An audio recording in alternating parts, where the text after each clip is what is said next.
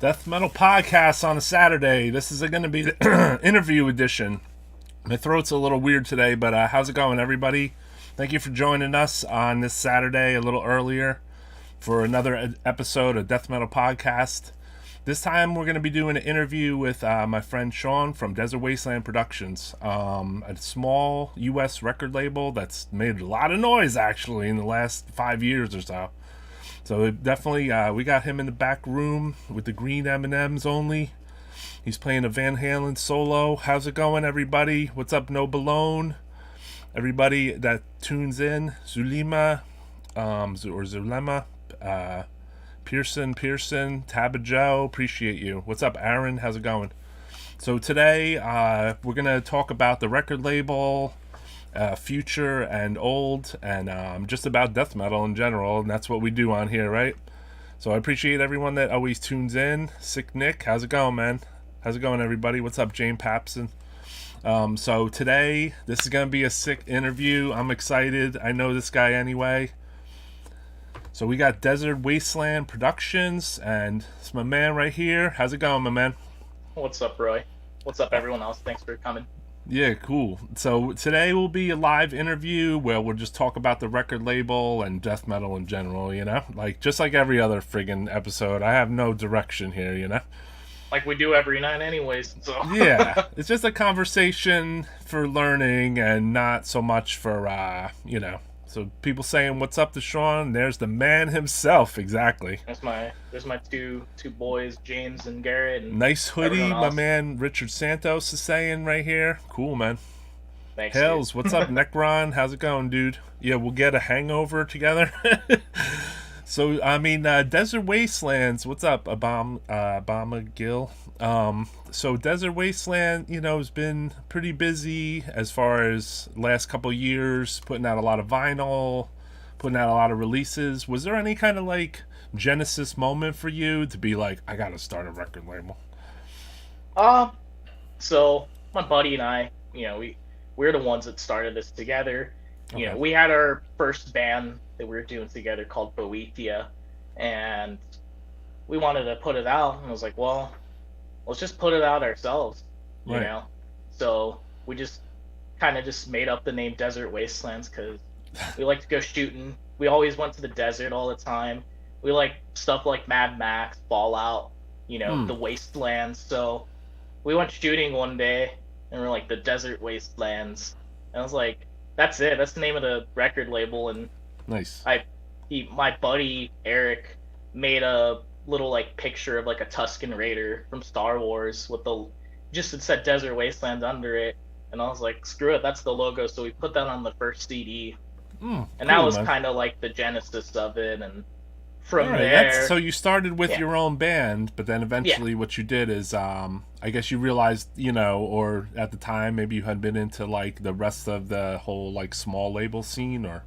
Oh yeah, man! Like I've been following all that like for a long time and everything, and eventually, like after we put out the release, we just had a bunch of, we had tapes and stuff, and labels were hitting us up like, let's trade, and I was like, damn, I'm trying to sell these, I want to get my money back, but okay, and then we did like a small trade and had this stuff, and my buddy was like, hey dude, like let's just make a label. I was like, nah, and yeah, he started buying stuff, and I was like, you asshole, I need to go buy some stuff now. So I bought some stuff wholesale from Matt from Dark Descent. Right. Started talking to him, and he noticed that we had like similar like backgrounds and stuff in our past, and he started like talking to us a bit, and I was like, you know what, let's do it. We just started doing it, Yeah, so a small label kind of moving into the label/distribution thing.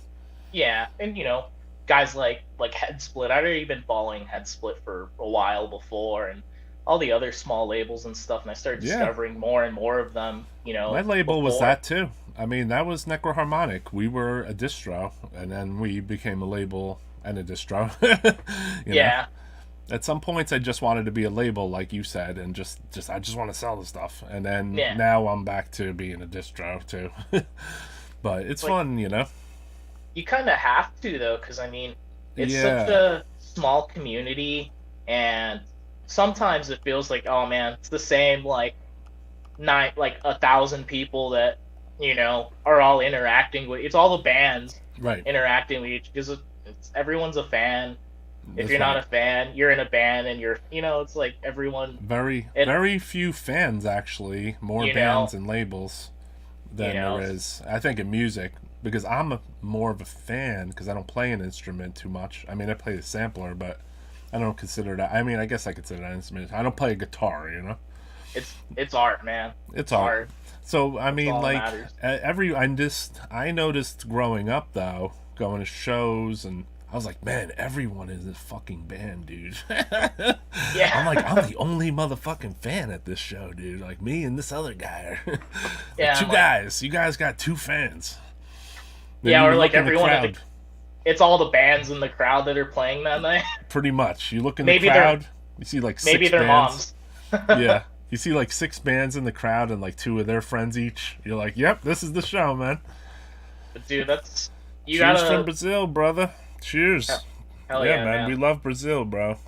I was so trashed last night. Brutal hangover today. I feel you, man. Drink some water, bro. Somebody wanted to ask, drink some water. Somebody wanted to ask, are you still working with Derek? Man, I talk to Derek every day, but he hasn't been involved with the label for a long time. So it's really been me for the last 4 years. Okay. Yeah. Yeah. He had a And I kid, remember and I interviewed he had to you step early. back. And Yeah, sorry to Mhm. cut you off. I remember I interviewed you early, and then you're like, yeah, it's me and this guy, Derek. And I'm like, what? So I was like taken back at that time, too. We just never showed the interview. Mhm. It's better that we do an updated one anyway, because you got newer releases. And Oh, yeah, since we're man. talking about newer releases, you have something coming out that we want to talk about now, which is this. Maybe we'll get to hear Refugium. it. Yep. So could you talk to me about this a bit? So he's actually here in the chat. My buddy Garrett. This is his project. He played everything, mixed, mastered everything. Everything's real. Everything's him. Hmm. Dude, like if you guys like stuff like Anathema, My Dying Bride, Catatonia, Gorment, The Zoltry, just like that UK style death doom and like that Swedish melodic death, like just like that 1990 to 94 era. Okay. You'll Nice. you'll dig this stuff. It's super super sick. That's And the when I stuff say I dig. melodic, I don't mean like In Flames or anything. I like that band, but I'm talking about those bands, man. Yeah, the There demos he is were right better. there. Okay, yeah, I've seen That's this him. guy in the chat before. The demos Yeah, were dude. better. I love that name too. He's right. So yeah, fuck yeah, man. We need more bands that are kind of in the old Ceremonium and Anathema, Exactly. My Dying Bride zone. It seems like there's either fast, or there's not as many slow bands just in general, or mid-paced. I I think. feel like I've seen more bands in like the last 2 or 3 years that are playing a bit more melodic, a bit more like dare I say progressive and like Right. smarter. You know what I mean? Like last night I just checked out that new Witch Vomit track. Right. It's incredible, dude. It sounds like Scandinavian almost. Like it's like if Autopsy listened to like the hell's that Japanese band that everyone's been talking about. I forgot what they're called. Transgressor. No. Well, damn it, I forgot what they're called now. They have like a long name. My buddy Brandon and Nameless Grave just reissued them. They're a sick band, man. I just forgot their name for a bit. Yeah, it's all good. But What's just up, super sick Stefan? like that. Intestinalism. Intestine Ball. Yeah, there we go. I Yeah, they couldn't were cool. remember their name, dude. So They wrote to me back in the day, man. Actually, They're sent me sick, their dude. demo back in the early when they first came out. I was like, sick. It's always nice when a band writes to you before you write to them.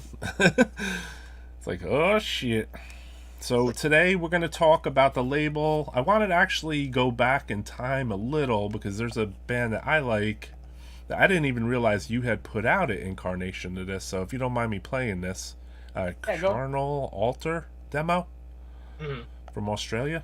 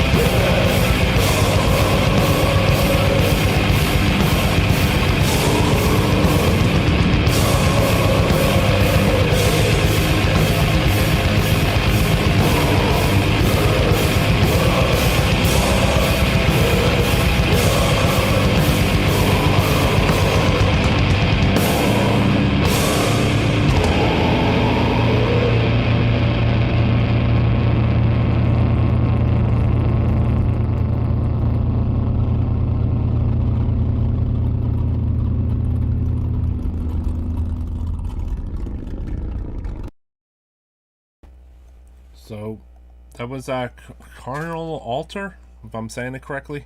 Yeah, Charnal Altar, yeah. Charnal Altar. Sorry, I always get that one messed up. I was Oscar from Ceremonium actually mentioned that band to me quite like a couple of years ago. He's like, "Yo, man, have you heard Charnal Altar, dude?" I was like, "No, I'm gonna check it out though." He's like, "They're from Australia, man." So like, like we love the whole like disembowelment and all the slow stuff from Australia. Necrotomy, Acheron, or Acheron, like the old corpse molestation stuff. It's good stuff, man.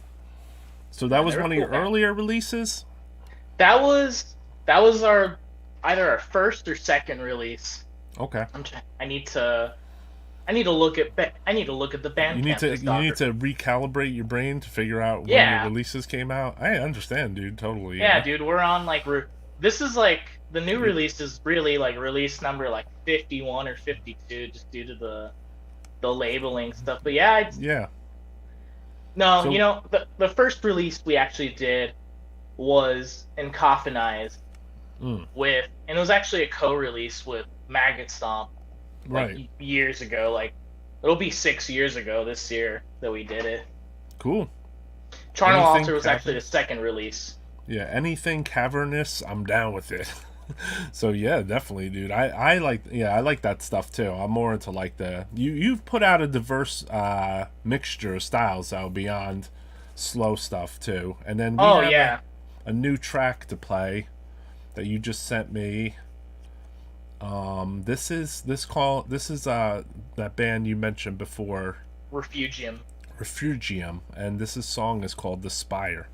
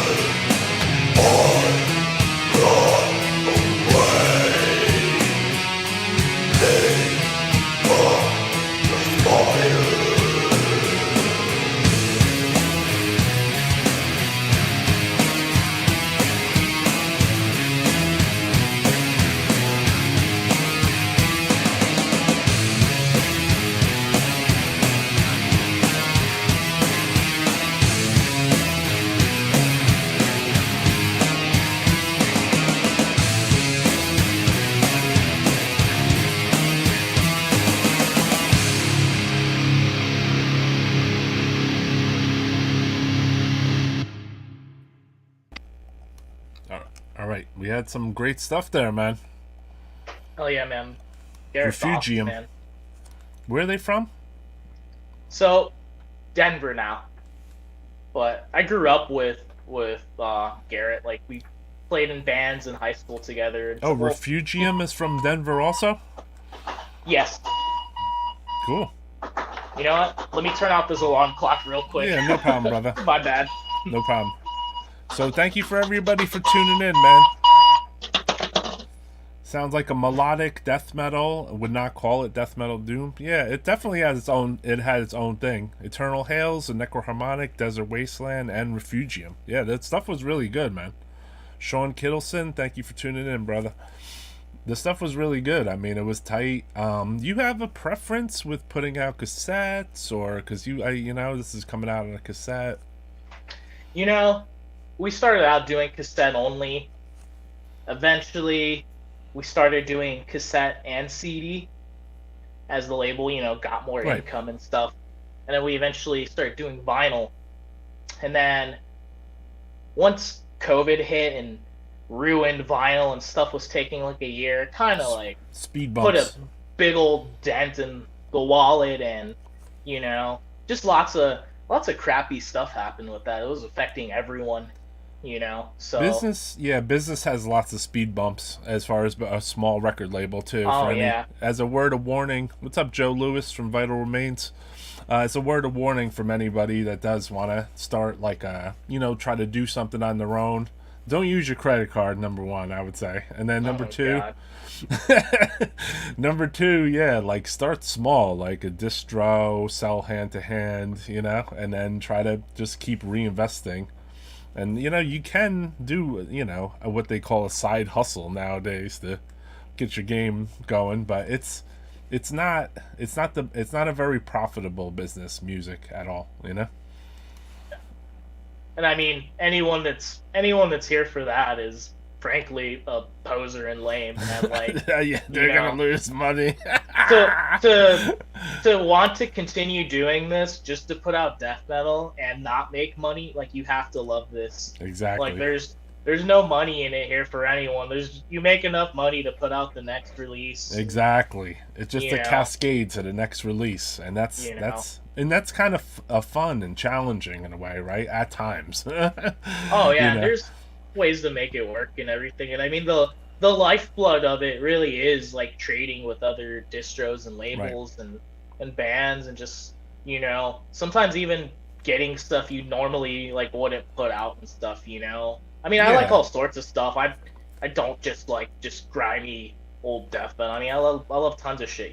Well, your catalog is pretty diverse too. So you have some kind of very sharpened up kind of speed death metal. Then you have some doomy stuff. Then you even had a grindcore Finnish thing, and so you have kind of cross section of a lot of different stuff. Maybe a couple things that are a little more brutal death metal, a little bit a little touch of this and that. But most of one thing I didn't see about your label is you got really tight productions, man. A lot of your releases are tight. Oh yeah. Yeah, I mean, in my opinion. That's it's not I look for that, but I mean, in this day and age, man, I think it's lazy for people not to put a little more effort into what they're doing. It's not 1989 anymore. You don't need a Tascam 4-track Porta Studios or a thing of the past. And I'm not saying that's shit or anything, because I love that stuff, but it's dude, it's so easy. Reaper is basically free. You have all this technology at your fingertips and the ability to make stuff that sounds good, right? And I don't get where this notion of if you put effort into your production or you EQ it, you're not cult, you're a who thinks like that? Anyways, well, everyone likes different styles of production too. So there's people that are no triggers. There's no drum machine. How many rules are we gonna have here? Just make fucking music, Yeah. There's no rules. I just think put effort into your stuff, and you got to do it out of the love. Exactly. That's right, Ian.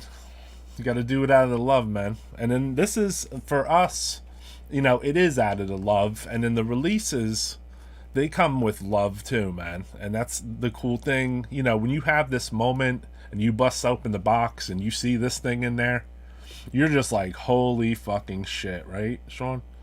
Oh, dude. Like, especially after you wait like a year, or more for it. So yeah, right. Those are good days right there. Yeah, those are good. Those are good days. Those are the good days, man. Those are like, you so say you have like, to pack the shit up, Yeah, and then I think this band started to get a little bit of traction even too. Fleshrot. Oh yeah, man. They blew up with their demo. Like I think the day that we put it out, like the day before, it like exploded on the internet. I didn't even like announce it yet or anything. Like we just announced and put it out, and it already had some traction, like which is cool. It's sick. Organic. I love that. I love it. Can we talk to your? This is your solo band, right? Yeah, it's all me. Secrets out, cat's out of the bag. Cat's out of the bag. So it's one of my bands. There's others. Okay, yeah, you play in multiple things. Yeah. There was something I had talked to you about, and like you had put out a lot of cool, like, say years ago, you put out like all these like really cool like fluids releases that came in like clamshell like box cases. They look like old videotapes. Yeah. And it said like by like Rocco Stafretti fucking Productions and shit, like old pornograph names. Yeah. Like I was like, oh dude, this thing's like Faces of Death, but there's like there's a cassette in there of music, and it's a band that's fucking like Faces of Death, So it was just an interesting, like, those releases, like the like, that's like, where did you come up with some of those ideas? Because those were like really for the Fluids ones. Yeah. The Fluids guys had asked me. I'd already put out their. Well, no, this was going to be the first thing that I did with them. Actually, they're like, oh, do you want to put out a compilation of like all of our demos? And I was like, yeah, that sounds pretty sick. Let's do it. And they're like, yeah, it's going to be like all of our demos and EP stuff that wasn't on the albums. I'm like, cool. And one of the guys had photoshopped a Faces of Death logo, but it said Fluids of Death. And I was like, dude, I should make the tape just look like Faces of Death and just change it up. And, so I made the little tape, and like, I made a good number of them, like 200 of them. Like, they sold out like within a day. Wow. And I was like, so I like messaged the production company. I was like, put in an order for 100 more tapes. And then they put them out, and then I was like, you know what, I have an idea. So I like looked online to see if I could find like a bunch of old clamshells. So I found like a couple hundred of them for like cheap, from some company like in California. And I like I found like a VHS like clamshell insert template. Okay. And I was like, so I like made like a big version of it to like match it. So it's like you open it up and then there's the tape, and I put patch in it and pins and stuff. Right. I was like, it's like all this extra packaging. It's like those little Russian dolls you open up and there's like a smaller one. Yeah. I was cool. Like, so I did that, and then everyone, loved those because they're sick, and those sold out. Like I made like, I don't remember, I think maybe like 50 of them. They're fun, man, because you get. I mean, beyond the only thing I don't like about things like that is that they don't fit in my collection like CDs or tapes. That's the only downfall of any like collectible thing. But that one will fit in with my VHS tapes. That's why that's like the thing that you put on top of your shelf. The tape can go in the collection, and all the little trinkets, like you can put the clamshell on top. Yeah, I can put that one in with my VHS clamshells. So that one fits. I don't even think I have my clamshell. I have a few of the inserts left, but. Yeah, and you got into really hand making a production in a way. Oh, right? Yeah, those were handmade. Like, obviously the tapes were pro, the patches were pro. Right. But I got the clamshells, like, I got them, and I made a package, cut everything out, went to Staples, did everything like myself. So. Nice. Yeah, that's real underground shit. And then with we'll talk more about that band, but like, let's play. I would like to play your band, or if it is your band. Depends which one. Yeah, which one? This one.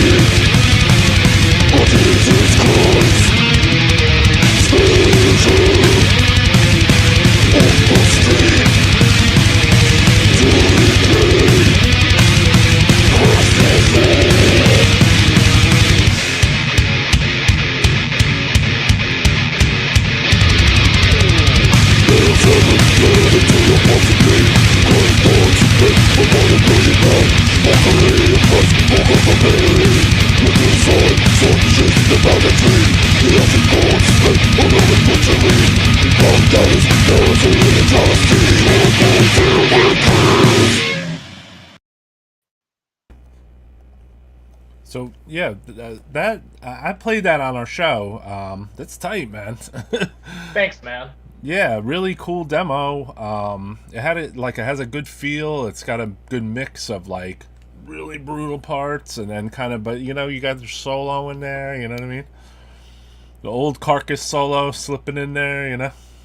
Oh yeah, man. Always gotta throw in leads, man. I'm a guitar player, so it's like that's it. You know. What's your So being that you've been in multiple bands and like what's your weapons of choice? You know, like your favorite guitar or something. I play Jacksons. I got a few Jacksons. I play Kramers. Okay. Like old 1980s, early 90s, like Kramers. Made in Japan Jackson. You can name names of the models out here. Just, yeah, dude, just like an old Jackson. Like my first my first like real good guitar. All right, my first actual guitar. I had like one of those Fender Starcaster Uh-huh. combo packs that my dad got me from like Costco or something. Yeah, Like yeah. 2004. You know, that Definitely, was like dude. my first electric guitar, and then I think like a year or two later, I ended up getting. I went to Guitar Center and I was looking around and I found this Jackson DXMG or DKMG.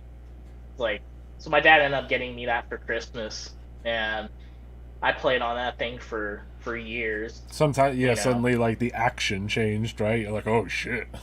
yeah, because it was like a real guitar. Like, Right, most importantly, like it had a Floyd Rose on it, so I could do right. some Kerry King solos and shit. You know, so do Yeah, some yeah. squealies and stuff. So I mean, and then just over the years, I just started.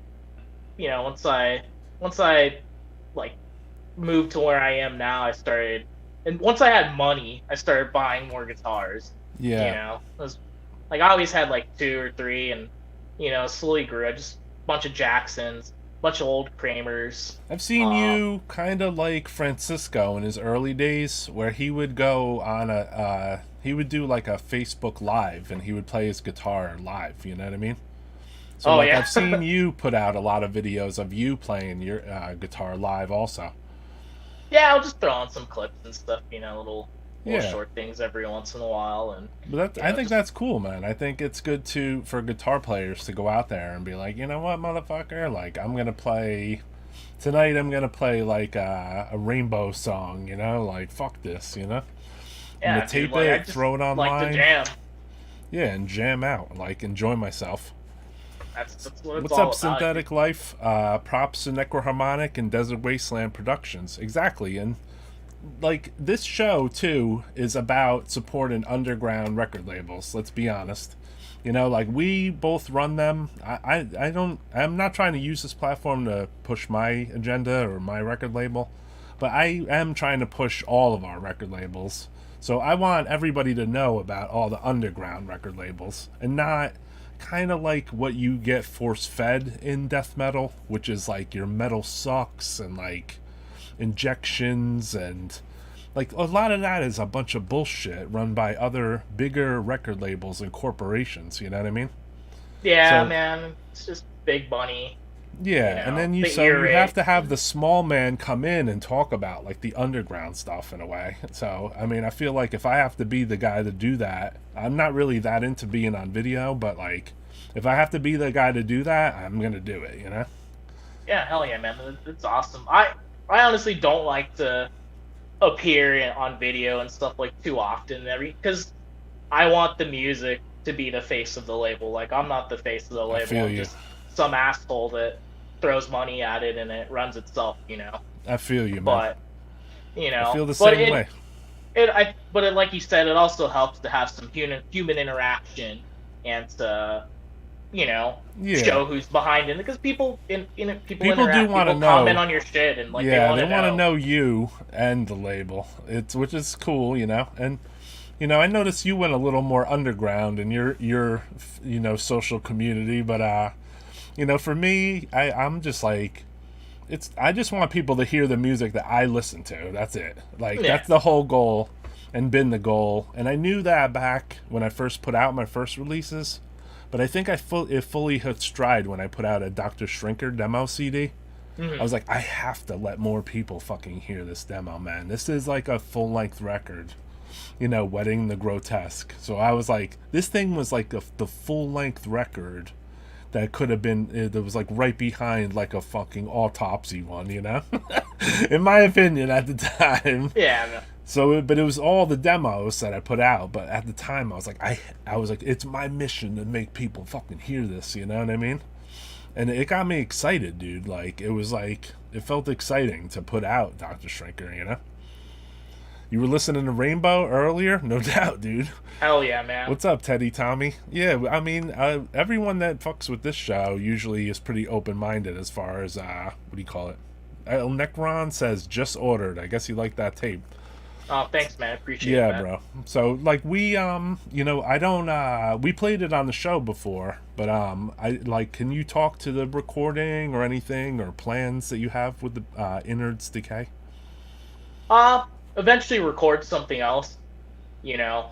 I have some ideas and stuff written out, and like they're on the computer. I just need to go in, and I just need to start reassembling and doing stuff, and then redo it, You don't and want to put that out overthink it eventually. too much, because I mean, it is kind of like, it's like it has a simple death metal vibe to it that's kind of been missing. If you can overdo it if you throw a solo in hypothetically, but like you kept it kind of like, I mean, you can overdo it, but I mean, I think so many people are putting out things like every day. Like I'm sure you get a demo every day, and not a everything that I get is a good, you Bandcamp know, email I'll get every day, you like a know. Bandcamp email. And it's not like every demo I get, I'm like, God damn, this is a fucking classic. This is like the fucking Right. Gormet demo. God damn, I fucking thank you for email, you know. And I'm not gonna be Yeah. a dick and say this sucks. I mean, a lot of it I'll just ignore and stuff. But I mean, what I'm getting to is you don't want to put out bullshit. Like when I put something out, like I'm making sure like, is this catchy? Is this memorable? Like when you put this on, are you like, this is sick? I'll send Right. it to my friends. Like, what do just I'll just send it to them. Like, just hey, I recorded it. See what they say. You know, Yeah, what do you think of and this band? You don't tell them yeah. it's I'm like, what do you yours. think? Yeah, like I'm just like, just yeah, it's like just check this out and stuff. So I just want to put out something that's good, and I'm Hmm. slow, man. It takes me like sometimes I'll like record something and I'll just be like, nah, this is bullshit. And I'll just stop working on it, I mean, I and get that with you know, my own label releases have that issue basically, but that so it's happens. just that's like the artist's eternal like you know, fight and struggle is like, Yeah, oh no, my art sucks. I don't want to put it out. I'm scared, But that's why I say it's like important to take pride in everything you do and stuff. And you yeah. know, like, all right, like, is it good? Is it sick?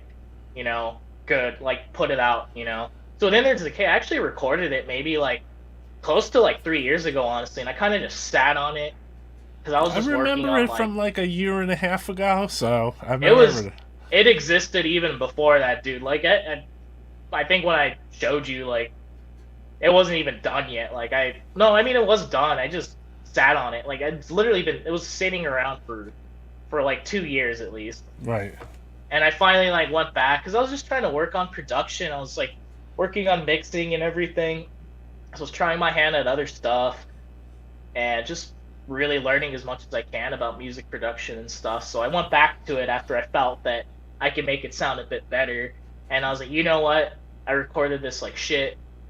It's gonna sound like an old demo Can I because tell you I didn't something know what the about fuck that I was demo? doing. Yeah, You can I know? tell you something about that demo though, and those recordings and those songs? Yeah, go ahead. You do you know that like if you wanted to and you did enough of that stuff that you literally could go and hit the road as Innards Decay and be, like a Putrid Pile almost, where you come with the fucking drum tracks. You know Oh what I mean? man, In my I opinion, I would I'd only ever do anything like that as a full band, man. I don't want to do the I got you. Putrid Pile thing. You know, I got you. like like I was like it has to be a full band. Okay. You know. Just throwing it out there. I mean, that's just my opinion. I'm like, I see there's not many people I've said that to, but there's been at least three over time that I was like, your shit is so tight as a one-man band. You seem like you could go out and literally, like, be the one-man band thing. Especially with you not having, like, a drummer. Yeah, yeah. So, so is Reaper still your game Yeah, man, I for use Reaper recording? for everything, like recording, just everything. Everything's done in that, and it's amazing what you can do with it. Like, if What you're about one of those people that has Reaper and doesn't pay for the license, stop being an asshole and just pay the $50. Like, just do it. It supports them. So, right? What about as far as like if you record with Reaper? I'm assuming you record some stuff at home. Are you like miking up your amps? Are you like soundproofing this or that? Or you doing more like a use direct thing? I'm going direct in. Use a lot of amp sims and stuff, and Right. I'm getting some stuff in place so I can mic up a cab and everything. I mean, I have everything I need to do. It's been so easy just to go direct in. Technology has just gotten so good, It you has. know. And I mean, so many of a lot of people's records they're jamming now, or you know, you can't even tell if it's a fake amp or a real amp, and it doesn't really matter as long as it's fucking being played by a real person, so it's real. Yeah, and then they have a real style, so like you hear that style running through them. You know, it might be a certain guitar style. You know. Yeah. So yeah. I mean, so on top of that, I mean, I'm working on other stuff. I have a release that I'm going to put out on Desert Wasteland soon. It's another one of my bands with me and I got my buddy on there, and it's cool. I'll send you a teaser sometime soon. Maybe it's a little too early to Yeah, I mean, we're going to talk about but... some of your other releases too, because you have quite a few. I mean, beyond this Fleshrot that we showed the vinyl of, which is this, right? Mm-hmm. You put out another release with them? Oh yeah, I put out their demo. You put out their demo? Yeah, that one on the screen right now, that's the MSUO version of the album. Oh, okay, gotcha. Yeah. Cool. And then there was also Vile Apparition, Miscreance. Yeah. So I put out that split. This was like the one band is from Finland, right?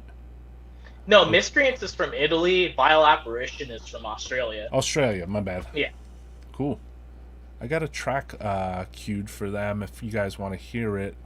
How's my death metal podcast family doing out there? Impede, say no V8, you got to drink it.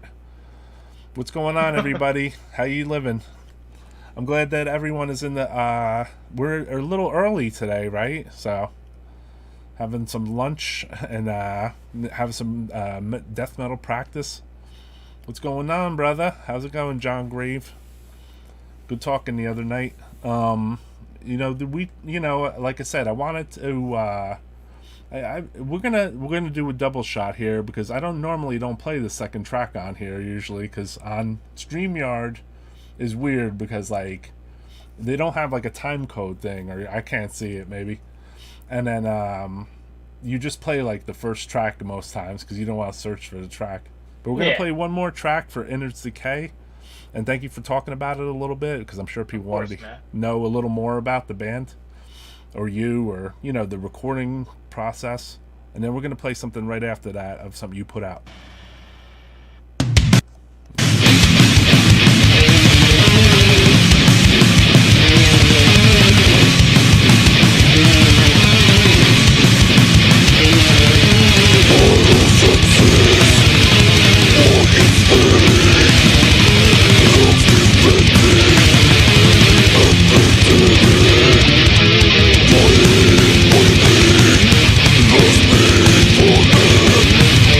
For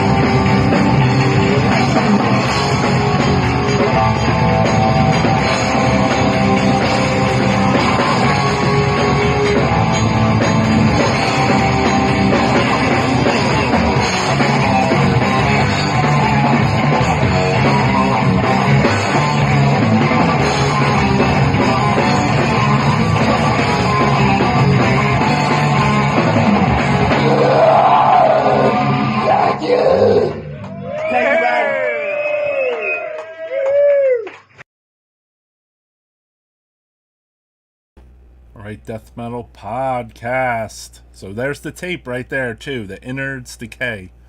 If you want to get that stuff, here's the website too, desertwastelands.com. Not too many left, so check out the tape. Yeah, jump on that tape, man. And then supporting the underground labels is important. So that's why the show exists. So I want the scene in general is like a good thing. It's like not a competition, basically. I want, in the bigger picture, in capitalism, everything seems like a competition. But in the metal scene, when you go to shows and you meet people that run other record labels, do distro tables, like playing bands, just all kinds of stuff, take photography, this scene is like incredible, and then it's long lasting. So that's even the most bizarre part for me, because it's like there's people I've known for like 25 fucking years, and I'm like, I can't believe I know this person because of the death metal scene, and I mean, it's like it's probably not the same for people on drugs or drinking or something, because they spiral off the fucking deep end, but in metal, it's cool that it's so long lasting, So definitely buy that shit, trade them. Buy some JD stock. So what do you call it tonight? This episode, we want to talk about some of the other bands too that you put out. Putrid Tomb, Consuming the Diseased. Great band, another group of young guys. Putrid Tomb, they're from San Diego. Okay. This guy named Kian, and I mean the band's mostly him. Like everything is him. On this release, I think he had someone else play bass, or someone else played sick drums. Crematory looking logo, logo, but front cover. I like the art on this one and the logo too. Oh yeah, that's Nightmare Imagery that did that. Oh yeah, that dude, he's cool, man. Yeah, I hit him up because when they sent me this demo, it had some like picture of the lobotomy. It's like some grindcore looking picture. It's like it's been used like 50 times, and I was like, you know what? Let's get you a new logo, and let's get you some art. He's like, okay. And I hit up Nightmare Imagery, and I said, talk to this kid, do whatever he wants. Just make him a logo. Yeah, I was like, talk to this kid, make him a logo, make him some art, like whatever he wants. And I think that he already had this artwork done, and he chose that because it just fit. It's brutal. It fit the the demo and everything. So this is from the release of the kind of what we played too, Miscreance from Italy. So yeah, what about them? So they hit me up with Vile Apparition hit me up. JMO from Vile Apparition, and he played in Gutless, some of those other Aussie bands. So he hit me up and he said, hey, like, we'd already been talking. He's like, do you want to release this split that we're doing with this band called Miscreance? And I'd heard of Miscreance once before because my buddy Kostas in Greece that runs Repulsive Echo had put out their demo. You know what? No, he didn't put out their demo. He had found their demo before, and he showed it to me. So I remember him like loving it. He was like obsessed with that band. So I was familiar with Miscreance. Shout out to Repulsive Echo. Another god tier underground label. That guy does it all too. But yeah, they hit me up and we talked, and they're like, do you want to do this split? I was like, sure. So initially I was just going to do tape and CD, and I was like, you know what? This artwork is too cool not to put it on a record. It's like a big risk, and I just put it out. I still got plenty left, so if anybody wants to buy a copy, yeah, man, it's tight. Was this your early band? Yeah, that was my first band with Derek. Sick. What was the style like on this? This, you gotta check it out, man. It's you got a Bandcamp on this? All right, yeah, man, it's on desertwastelands.bandcamp.com. So it's like Entombed and Dismembered meets Nocturnus. Okay. You Oh, know? Entombed and Dismember meets Nocturnus. Yeah. No doubt, dude. And the It's like cover kind of reminds me of all those things, so it's that's kind of cool. Swedish death metal in space. We were All just right. messing around, like, dude, let's just do something like everything we love. And what do we love? Like, we love Swedish death metal. We love aliens and sci-fi. So, very very early release. And then Looks cool, man. what's the name? For the scene, you know? And then damn, I forgot the name of the label. He's based over in Maryland. Starts with an R, something records. He put it out after Rotted Life. Cool. There we go. Oh, I was gonna Rotted say, Life. yeah, Rotted Life. He put it out for us. So that was like I guess it was like an EP more than anything. But What about this he went ahead and release? put it out. Path to War? Yeah, so that's the Path to War demo. They're another band from Maryland, and I mean they sound like it. Literally just sounds like, how do I say, like, it sounds like old Bolt Thrower with more of like a modern edge to it, a little more stripped down. If you can strip Bolt Thrower down a little more, it's Right. like the beefier parts of Bolt Thrower. Oh. And then we put out Aroma Chaos? Yeah. So they're good, man. They're a really, really cool band. Scumlord says everything the Lizard Lord drops is top notch. Jason Scumlord's another Donovan. distro to check out. I was thinking about the graphics of Remnant of Crematory. That's what I thought too, man. Nightmare. They were nightmare imagery. So yeah, so today it's cool to talk to other labels too, man. And I see other labels in the chat, like Goat Throne Records. Shout out to Goat Throne Records, man. Shout out to Rotted Life too. Cool label, good stuff. Calgary Records, sick. There's so many labels you could just name forever. Head Split. Making up new label. Head Rot. That's a new Head one that's Rot popping up Records. tomorrow now. Yeah. One of you guys in the chat start Head Rot Records tomorrow. Steal that from Skip. Before some dude in Indonesia steals it tomorrow. So. Necroharmonic should be doing two Head Rot releases possibly. I have one from the fucking Chamber of Death, and then I have a newer one that was their last recording. So we're just like, I need to hone in on some of my stuff a little harder, Head Rot is a classic to me, man. Plus my man Derek out there. What's up, Gut Bag? Appreciate it. I start losing some brain cells over the years. I'm like, damn, I can't even remember when we put that out. I got the Bandcamp open as a reference. We put out one 50 or the other. plus things.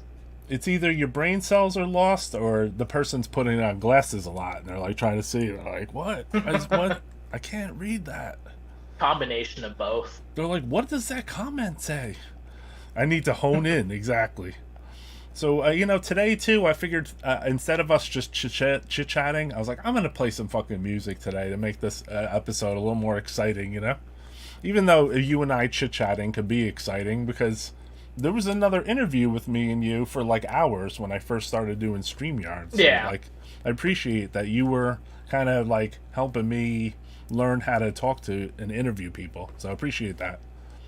Dude, I'm always happy to talk with you. I threw a little piece of it on last week's episode because I was like, you're going to be on now anyway. So I was like, fuck it. I'll throw a fucking 2 minutes of Sean on here, I'm hoping you can get to Maryland Death Fest this year. Yeah. Better. I mean, I'm going to, for me, I'm going to vend at the Maryland Death Fest this year. So you are? Okay, as so far as shooting it, I'll probably, I'm not thinking too far in advance. I'm a very spontaneous kind of dude, I'm just stoked to go, man. Yeah. You're going to Van. I always want to do something like that, man. I was like, I just want to drink beer and watch the show. I don't want to carry all my shit with me. And right. Well, I did both. So then now, I realized I was like, I like to vend. Actually, it's more exciting for me. I don't want to stand. I like watching the show, but then I don't always get to see all the bands I want to see, and then that happens, and then and then I felt like I was like, man, there's so many people I want to talk to here, and it would be cool if I could just post up somewhere. So then now it's like, it's only smart to do that. I mean, we were so wiped out at Chicago Domination Fest that this past year, man. I was exhausted. Yeah, Metal Threat. Up there vending. It was like humid as shit. Like, oh, you vended that. Yeah, gotcha. So. But so, could you talk to this release too? Someone in the chat was asking, Chris. What were they asking about? That's Entre Hostis, though.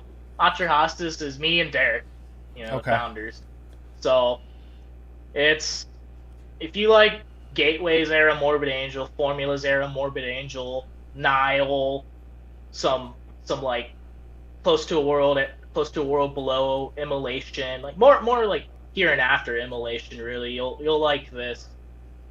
So it's Antediluvian Prophecies, and just Derek and I, we've always been interested in ancient history, the Anunnaki, Sumerian history, the ancient Near East, Jinn, demonology, stuff like that. So this is our release, and we recorded 3 tracks. We do have a few more recorded, but not ready yet, and we've just been taking our sweet time with that one. That one's kind of been in the background, and then we have our friend Jay on drums on that one, so it's 3 of us together. I don't know if I have all the graphics. You put out this band. They're from Finland, right?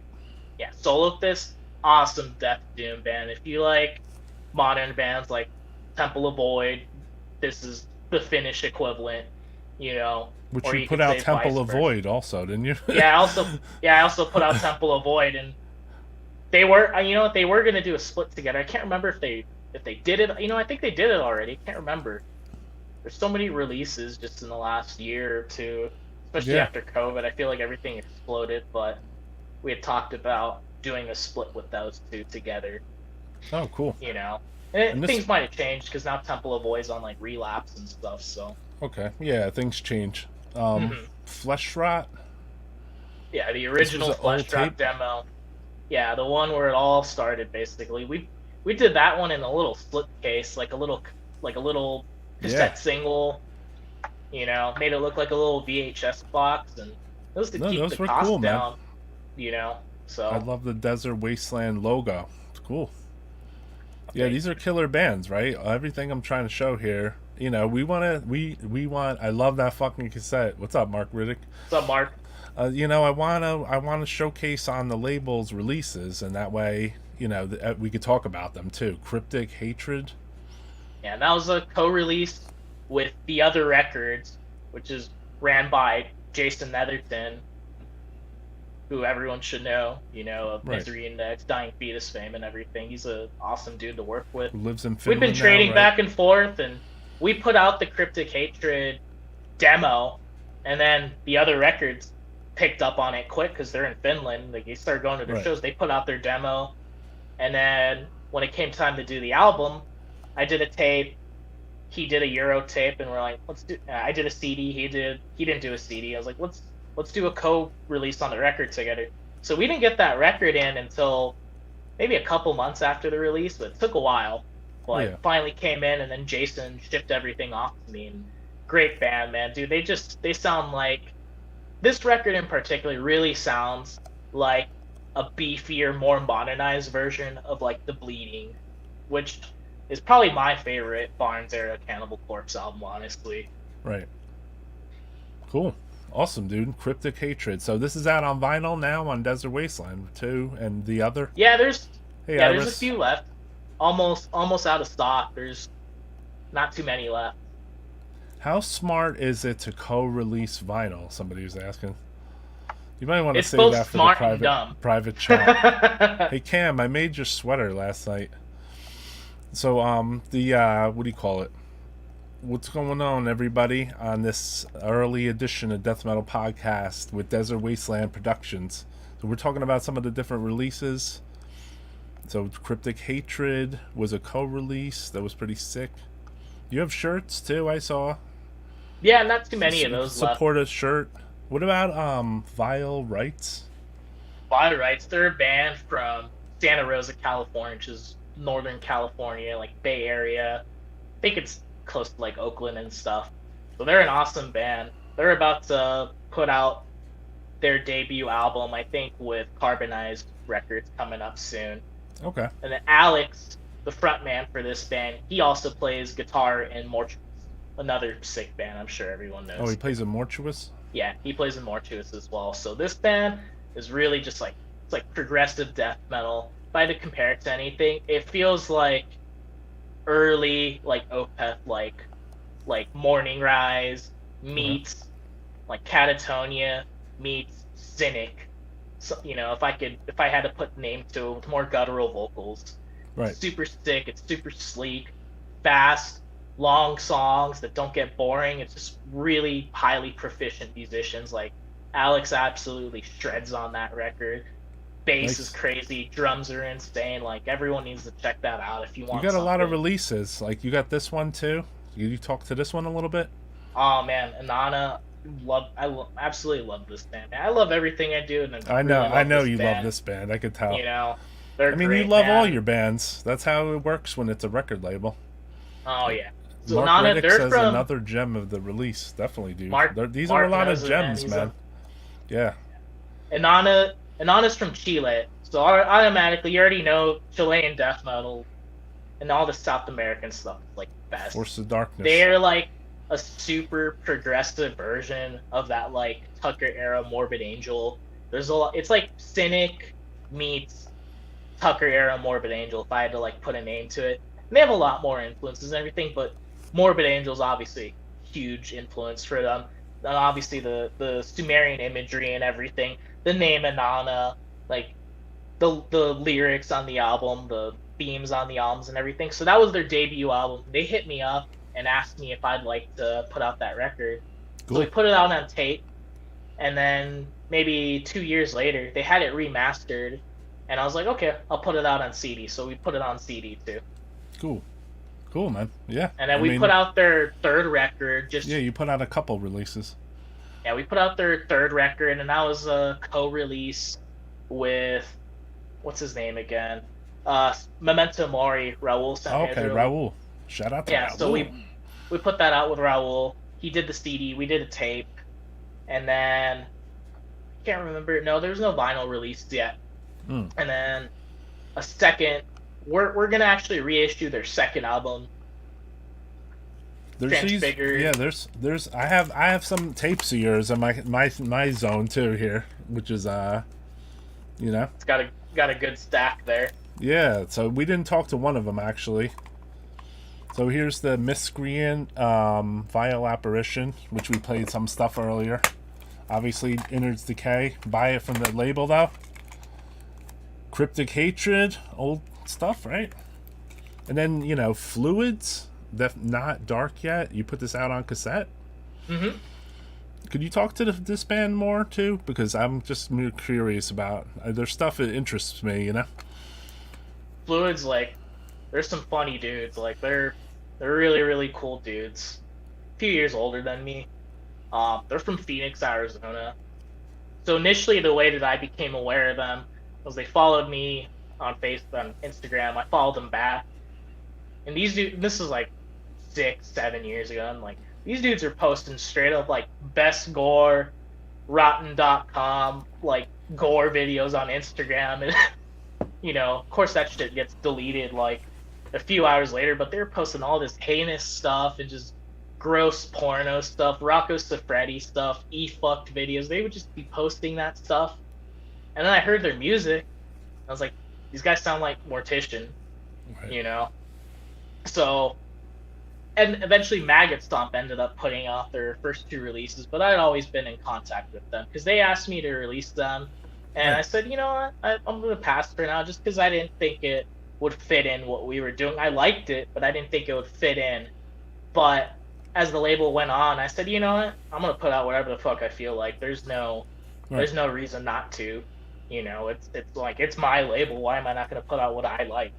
Yeah, and Fluids is sick. Regardless of the Mortician caps on every, riff, some of the riffing styles. Didn't you do something with Fluids or something? You mentioned to me at one point.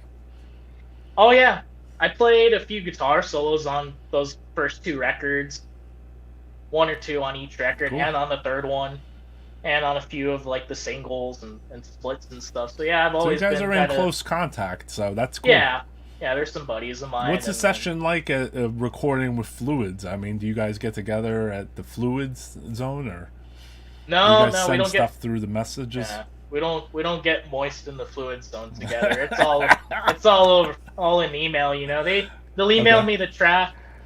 They'll email me the track. He'll text me. He'll say something like just the way that they comment on Instagram is the way they talk, like in text through me. He'll say, Right.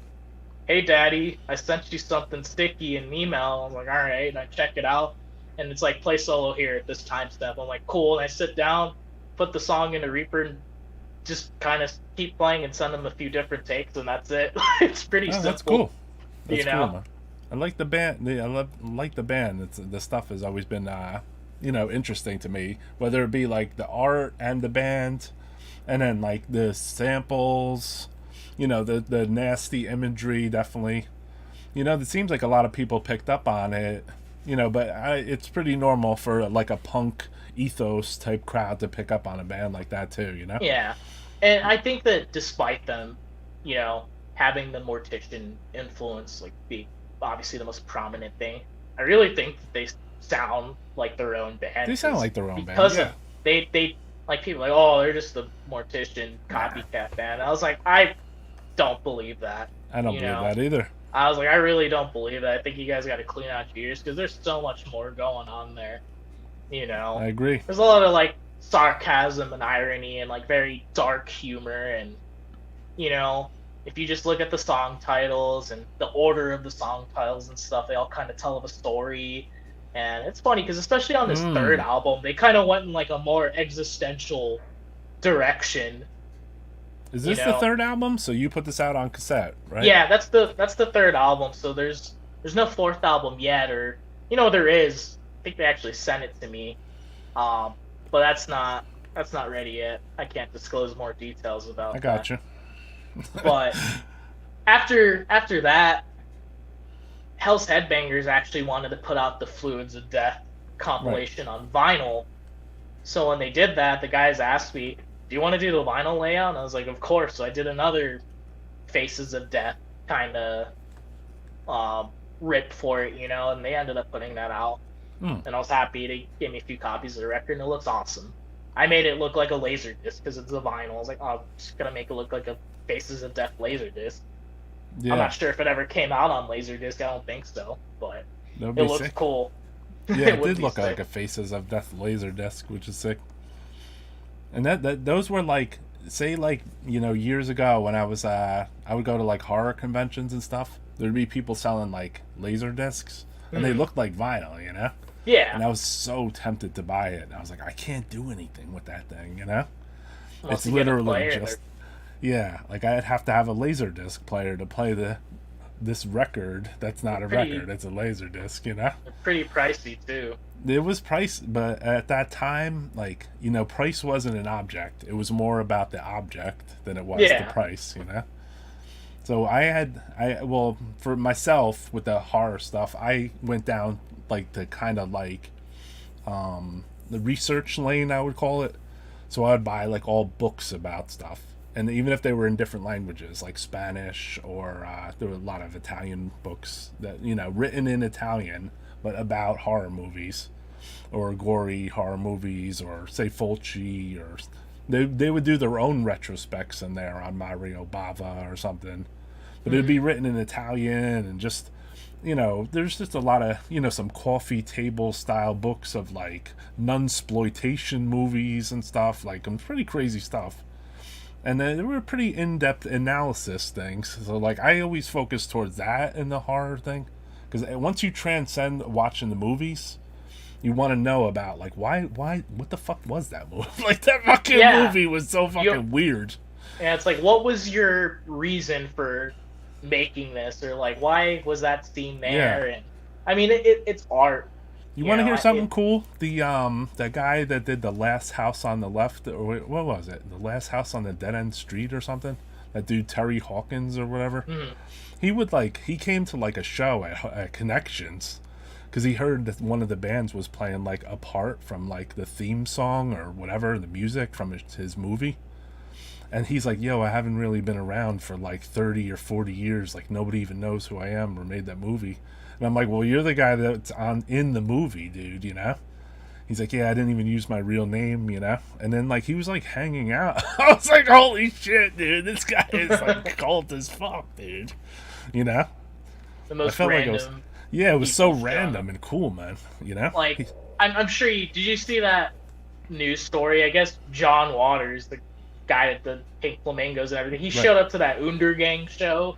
Yeah. Like, randomly. I thought that was pretty interesting. I mean, he's a pretty eclectic, interesting individual, so I can say that I'm almost not surprised, but it's still surprising. I'm like, dude just walked in, and it's funny, like, a bunch of people knew who he was already, just because that counterculture stuff, underground, weird movie stuff is so interconnected, like, with metal, you know, like, underground horror and sci-fi is just like this with metal. It's like the metal, it's just the metal version of movies. Yeah, Jack Black was over in Roger from Mortician's store the other day. So, really? Like, yeah, it's a small world, man. The, you know, getting back to the label, too, this was like a little bit of a mysterious release to me. Zayok. So, this is my buddy Tony Petroselli. He's the guy behind the band Construct of Leaf, and he also plays bass, or he played bass for Near Death Condition. So this is another, like, Morbid Angel Worship band. I mean, there's so many more influences on it, and Tony could explain it a little bit better than himself. But this is tech death through and through. Okay. But it's not tech death like Necrophagus, who I like, but it's not in that vein of, like, you know, very melodic, wispy, cool solos, and very clean. It's like very aggressive, very sterile, very brutal. Like, I suggest everyone check that one out too. It's got amazing art. I think this one was, like, super, super overlooked by a lot of people, even though I tried promoting it as much as I could. Cool. Yeah, I mean, that's what the purpose of this show is about too, you know? I figure it would be cool to, you know, try to highlight about some of your releases, and that way more people would know about them, even if they don't get to hear them. But if you want to hear them, Desert Wasteland, Bandcamp, and then the merch is up there too, so definitely check it out. And the Innards Decay is up there if you want to download it. The website, desertwasteland.com. So support the bands and the underground. It's important for, you know, for us to move on to our next release. Oh yeah, and there's gonna be more of them. I got a few more confirmed for this year. Some really, really cool ones. A cool. Surprising one, but fits right in, and I'm super stoked to finally work with the dudes. So that's good. There's some more cool stuff. It's just gonna be a little later in the year. We're just in February, and yeah, you know, last year 2023, I really took, like, a hiatus. The only thing I released was Innards Decay, but I mean, it's my band. I released it in the summer. And well, you could step back. I mean, it's at certain points in a record label's history, like, if you're smart, you'll step back and, like, look at what you're doing, basically. Oh, yeah. Yeah, like, you'll look at the business. Because you've been doing this for a while, and I've been aware of you since even I was, like, 15 years ago. Nice. You know, I the first way that I found out about you was on MySpace, finding Waking the Cadaver, like, you know, that was a good, 15, 16 years ago? Yeah. You know, so that's how I almost had 20 years ago, you know? It was like, like, know, 18 years ago. Yeah, I guess it was that long ago. I was you know, a teenager at that point. But I mean, that's how I found you. So, and when I came, you know, expanding more and more into death metal as I got older and underground labels and stuff, I was like, oh, Necroharmonic, I know who that guy is. Yeah. You know? Cool. So yeah, I mean, even that release at that time was an outside the box release for us. You know, for me though, it wasn't outside the box at all. And then other people said it, you know, they were like, what the fuck is this, dude? You know, like, you're the guy that puts out the Swedish death metal shit, and I'm like, nah, man, I put out fucking death metal, dude. You know, it doesn't, you know, it has nothing to do with, like, you know, the band is blowing up, like, they wanted to be on with Necroharmonic, so I went to their practice, and they sounded like Ripping Corpse a little bit at their practice. And I was like, damn, man, this band fucking sick, dude. And they played me all their new songs. Mention them. Yeah, they played all their new songs. So, like, you know, like, I was like, damn, man, this band is fucking sick, dude, you know? I was like, yo, can you play that one song again? So, you know that when you know what I mean? You know when you hear a band and you're like, can you play that song again, dude? You know? Somebody want to know where's Desert Wasteland from? I'm in New Mexico. New Mexico. In the Desert Wasteland. Yep. So you a lot of people think we're in Mexico. It's like, no, we're in New Mexico. You put out Astriferious? Astriferous? Yeah. Yeah, they're from Costa Rica. Yeah, we put them out. That was one of our early releases too. That might have been like our 4th or 5th release if I look at the Bandcamp right now. I'm pretty sure it's like release number 4 or 5. Let me see. Let's give people a chance to soak in a few of your bands here, okay, brother?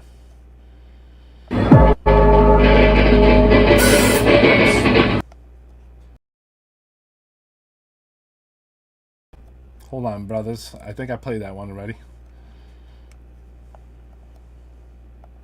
How's everybody doing out there? I don't know if this is on Sean's label, but it might be.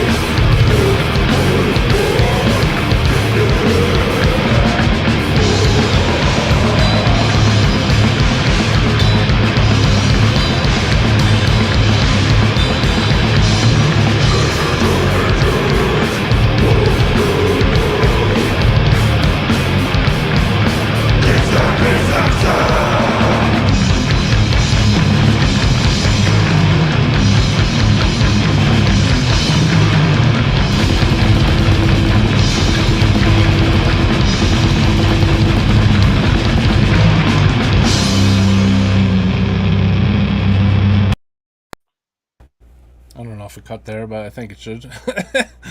So anyway, you put that out too? Yeah, man. This was our 5th release, and Sick. still talk to those dudes all the time. They're awesome. They put out their first debut record. They finally put that out just this last year, or was it the end of 2022? I can't remember. And they put that out on MSUO, and then Seed of Doom Records put it out as well, I think, on tape. Right. And then when you, like, say, are you like me where you feel like you put out a release and then, like 4 or 5 years later, then the band becomes, like, known? Yeah, it feels like it happens. Like, or they'll get bigger. I mean, we're small labors, or small labels, so I don't get mad if a band goes to a bigger label, like they should, Right. you know? Because I'm not rich. I don't have $20 spin money. I don't have relapse money. You know, I can't be putting out 3,000 records. You know, put out a couple hundred, and band gets their cut. You know, And I think sometimes and the quality of the band has degraded by the time they hit, like, the X amount of records. I mean, no offense to all the bands out there, but, like, in a weird way, like, I like the raw form stuff, and then the more releases they have out, I'm like, I'm out of here. That's me, though. That's me. I think maybe for, like, after, like, a 3rd or 4th album, or, you know, some of these legacy bands have been putting out some stuff that's less than, you know, what you'd expect. Name names. You know, but I mean, there's, you know, it doesn't even, I can't name names because it's like I'm not even. I'm only fucking not even. with you. I know. It's like I'm not even listening to them. You know, but that's how I am. I'm not listening to them, so you know, in a way, even though they might be a legacy death metal band or a black metal band, and then everyone, you know, say like the press machine is behind them. And then everyone's like, oh, did you hear, you know, it took me like maybe a week just to listen to the Slayer song. Because I was like, yeah, you know, what is that for my life? Kerry King, you know? Nothing. Oh, I know. It's nothing, dude. It's like I haven't been a fan of Slayer since fucking I was like in 88 and 89, 90, you know? So, I mean, why would I give a fuck about them fucking 30 years later? And there's people that will, and I'm like, that's cool. It's just... Oh, I'm cool with that too, actually. I mean, I think it's the best thing. The good upside of it is metal gets attention, and then the downside of it is it's that. I know.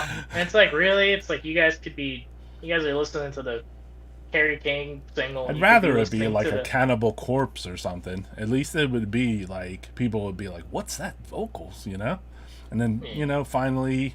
Even black metal isn't, in my opinion, it's more commercial than death metal, but it's still not 100% commercial. You know what I mean? It's like kind of like, I thought after they put out that black metal movie that it would get like more commercial, because that usually happens. So I'm like, well, where's the death metal movie? There is none. And then, you know, like the black metal movie didn't really get the speed I expected it to get either, you know?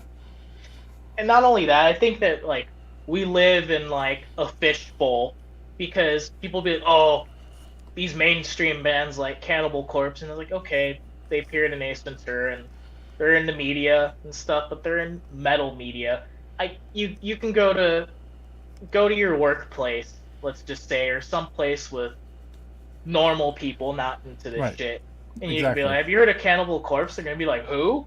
And it's like, well, of course, everyone into metal knows who Cannibal Corpse is, but they're not a mainstream band by any means. Yeah. You know? So I think that just living in this fishbowl, where we're, especially now with these algorithms and stuff, where we only see stuff that we're interested in, it creates this illusion that, like, oh, this shit is bigger than what it really is, when really we're making 100 tapes or 200 records or something and selling it, and we're happy when it sells out. But I mean, in the grand scheme of things, it's not, you know, we're not putting out fucking Taylor Swift or anything where we're selling 6 million records and I know 1 billion Spotify streams. Like, you know, doesn't work like that. I feel like it's an oh shit moment every time I put something out. So I don't know, like, and it could be a good band and everyone, they're like, holy shit, fucking Autopsy, fuck yeah, you know. I'm just like, oh shit. I mean, it's not an easy, it's kind of cool at the illusion that it's something bigger than it's not. That's cool. And like you said, or a band had gotten traction the day before you put it out. That's cool, Yeah, no, that's like those are good cool. things. Yeah, those are good things. It's like, they got traction. Underground labels kind of need that a little bit. Oh yeah, everything helps. Everyone that comments, everyone watching this, everyone that DMs me on Facebook, besides the Indonesian art bros trying to scam me, just everything helps. Any little bit, just one person listens to something that I've done or these bands I've put out done, I'm happy, because that just means it's getting listened to and enjoyed or something. Yeah, and it got out there a little further. Kind of reminds me of the 90s when a band could move 500 copies. It was a major success. Yeah, I wouldn't, it's not like that, definitely now. Everyone is so in love with, like, the small quantity thing, I think. They really want the most limited and rare stuff. Which I think sometimes I look at records and I think to myself, well, those are limited, that's limited to 200, that's limited to 300, 500, whatever. But then I look at the shirts sometimes that, like, say we make, and I'm like, well, that's only limited to, like, 10. So what's really limited, you know what I mean? Like, it's kind of I don't think that's fully realized. Yeah, and I don't think that people are, if people could make way more with the guarantee that they'd be able to sell everything, of course they'd make more. But we're talking about underground death metal, like people, like when a demo if a demo or something I put out sells out, people are like, oh, what the fuck, I hate these limited pressings, press more. And I was like, dude, I didn't think that it was gonna sell out in a day. Yeah, I'm gonna make more. If I press more, no, they don't sell. Like, I have fucking 80 of them, and you were the only guy that wanted it. Yeah, and it's like the business aspect of it, and it's like, it's not even like I hate that part. Like, I hate the business aspect part of the business, like of selling music or spreading music. The business part sucks. Yeah, it's like I don't have investors and shit. Like, it's my freaking lunch money, like it's whatever I put into it. It's the same money that we made when we first started. It's just recirculating, and that money has grown tenfold and dwindled down into the negative and gone back up again many times over. Right. So, yes. And then people. It's a rental. Yeah, it's like you're just loaning yourself some money for the future so you could make 50 shirts and pray that they sell. Yeah, with your bands and the you really show a passion between, like, your production and your graphics. I think it has a good aesthetic. You know what I mean? So Thanks. Whatever is happening there, like, is tight. Like you keep it pretty linear like that, and then like from everything we showed on here, like all the graphs, and then the bands too. I mean, like we were talking earlier in the conversation, like the productions are very, like, in your face, and each band is, like, original, a little different though. You know what I mean? And it's cool, man. When you look at your overall, like, catalog, even now, which is X amount of years into your label history, it's really good, man. Thanks. Yeah, man. I think I think we kind of experimented in, like, the first few releases. I think once we got to, like, the 6th release, I changed it, and I was like, you know what? This is how they should. I mean, they've all been similar, but I was like, you know what? This is the format I'm gonna use for them all, and the art, because the layout isn't the centerpiece. It's the art. Everything is based on the art, the colors and everything, and I just want that to be highlighted. I don't want to have a huge Desert Wastelands logo, like, on the spine and stuff. Right. It's just supposed to be there. That's why I never printed the word necroharmonic on a shirt, like on a shirt sleeve, because, like, you could, like, that years ago, people would be like, well, you put that shirt out, so put the logo down the sleeve, and I'm like, nah, man, I'm never doing that ever. Really? I still never did that to this day. If it was if it was my own label shirt, yes. But if it was for a record label, another band, I really don't want my label name on it. It's their band. Yeah, I To each haven't his own. done well. For me, like I haven't done any shirts for bands. All the band shirts that I have done have been my bands, like my Right. own bands on my label. So of course the ASTRIFEROUS shirt has Yeah. a Desert Wastelands logo on it, you know, Well, and of that's course the different. label shirt, you know. But I'm like, that's because it's my shit, so Yeah, I'm gonna that's have it on different. there, you Yeah, know. So that's different. Yeah, some of that's the to me that's different. some of the bands have wanted that though, like Fleshrot made some long sleeves and they had the Desert Wastelands logo on. They put it on there. I don't even remember if they asked me. I just saw the shirt and I was like, cool, Oh wow, you know. that's wild. Like I was like sick. That looks I've had awesome. bands ask me to do it too, and I was like, nah, I can't do that actually. Like, I want your band. Like, maybe one time I made like one gut shirt and it had like a little tiny Nether harmonic logo at the top. That was just like a small little run, and I don't, like, I don't. It's like, it's your band, so eternally that shirt's gonna live. It's cool. Yeah. It's cool its own way. The you know, getting back to the label too, like for 2024, 25, I mean, like, where do you see, things? So you caring about more records, CDs, tapes, a little of everything? Right now I'm doing a lot of distro trades. So I'm getting a lot of stuff in from everywhere that I can really. I'm selling some stuff to other labels and independent record stores and stuff. But really, I feel like I got a little.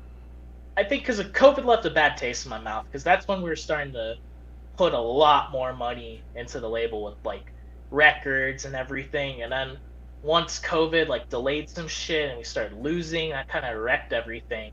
Right. So, slowly recovered from that, but I'm gonna keep it to the smaller releases. I'm gonna keep it to pretty much just tapes Right. for now on for the foreseeable future, unless anything changes or I get really ambitious. I got a little more time now in my schedule due to some life changes and stuff. So I was thinking, you know what? I need to sell this stuff. I need to get back into it. I'm a little more inspired. Been working on my own music and stuff, and I miss doing the releases. So, but I'm gonna keep it smaller. It's gonna be smaller scale, probably just tapes. Yeah. So I got a few releases lined up for now. And the way it's looking, it's like maybe like a release every 1.5 to 2 months. But if I can fit something else, then I will. What do you think about what do you think about like the Bandcamp culture? You feeling it? You like this, you buy the tape, the release, you get the download. You a big proponent? What about I Spotify too? Like, what about to those two things? I mean I use Spotify to listen to music at the gym and in my car. So that's what it's for. If I'm at home, if I'm in the kitchen cooking or something, like I'll have it on a Bluetooth speaker. But like I'm usually putting on records, like LPs on my turntable and stuff. Or Right. I got my cassette deck hooked up. I got my CD player hooked up. So I'll be playing stuff in my music room that I have in the middle of my house and everything. Right. Just where all my records and everything are. So I'll be playing stuff in there. The fiend. Yeah. So But you're like me. yeah. And then I think as for Bandcamp, I use Bandcamp to like look for bands. It's like because everything's all organized and everything. You can search by subgenre and everything. Right. And it's for me to have a place to put the music that I'm putting out, basically like just on display. Like here you go, come listen to it. Right. I don't sell any of the digital music for my bands. Back in the day, before I used to have the bands link their Bandcamp to mine, I would upload the band's music, and I would set the price to $666. Right. So people wouldn't buy it. One person did one time. They fucked up, and I refunded them. Obviously, that was a mess.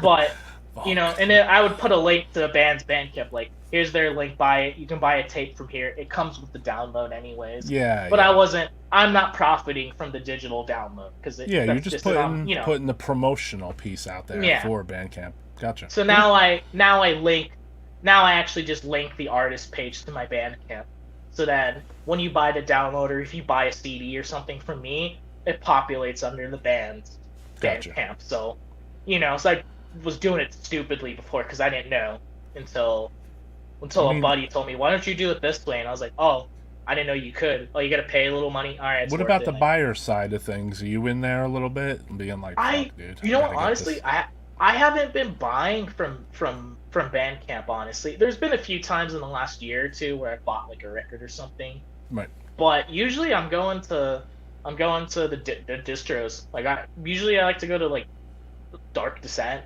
get a bunch of stuff there, and just head split, just go around and just see what they got on. Sure. Or sometimes I just buy directly from the band, like either their label or I really like the Metal Detector website, Metal Detector with the K in detector. Uh-huh. That guy comments on Instagram every once in a while. I didn't even know he was on Instagram, but it's, in case anyone doesn't know, metaldetector.com. You can type in like whatever band or release you want, and it'll find you a list of every distro and online store that's selling a particular release, and it'll list the prices and everything. So I like to use that to like find stuff, you know? Right. Because sometimes you don't know. Oh, I didn't know this distro had it. Some people are kind of not internet smart and don't know how to click page 2 on the web store and like look deeper for whatever reason, you know. So I mentioned some at some point, either it was Metal Archive or Discogs. I was like, you just go on discogs.com and check it. They're like, what? Yeah. I'm like, discogs.com. There's like every fucking release there is on there, dude, you know? And it's great. I mean, Discogs is a great tool. And what's up, Andy? How's Andy from Flem? Andy? Yeah, fucking awesome shit. It sounds useful. Yeah, that Metal Detector does sound useful. I'm in on there. It's interesting that you mentioned it. I forgot about that. It's sick, man. Like Mark Riddick had a question. Are you accepting demo submissions? Always. Just email Desert Wastelands Productions at gmail.com. Cool. So with the let's see what else I have in the chamber here that we didn't expose. This old, we didn't play this, which the people should definitely check it out. Putrid Tomb.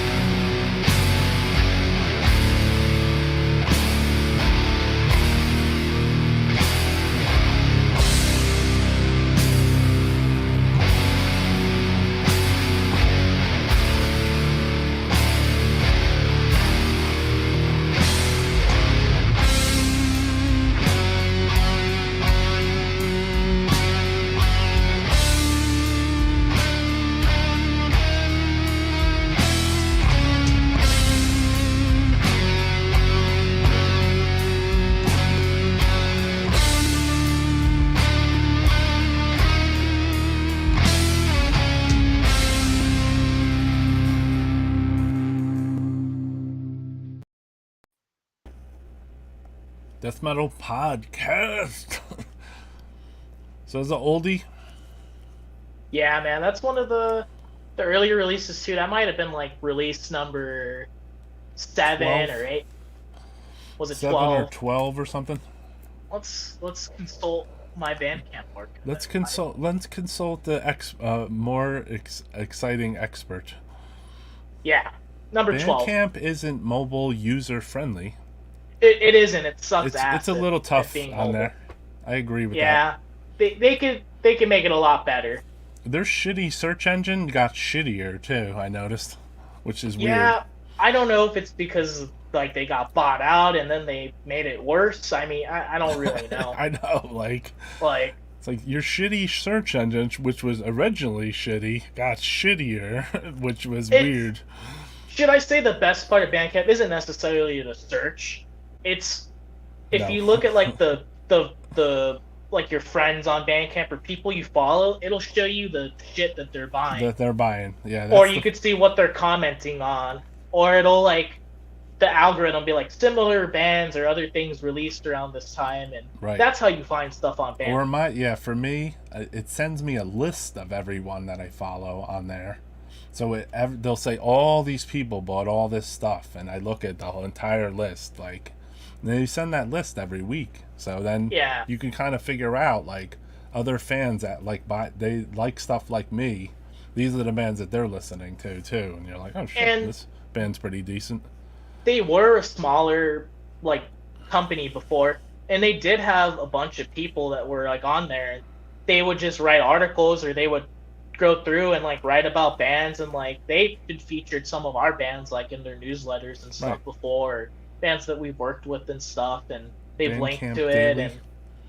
And the Bandcamp Daily, that's good stuff right there, and it sucks just because I get so much fucking spam email and bullshit that I don't even get to. Sometimes I don't even see those emails, so I need to do a better job of filtering my emails so I can put like Bandcamp and stuff. And someone's saying, "Thank you for introducing me to Metal Detector. Never knew about that one. Cool." Yeah, man, I'm glad people are finding it.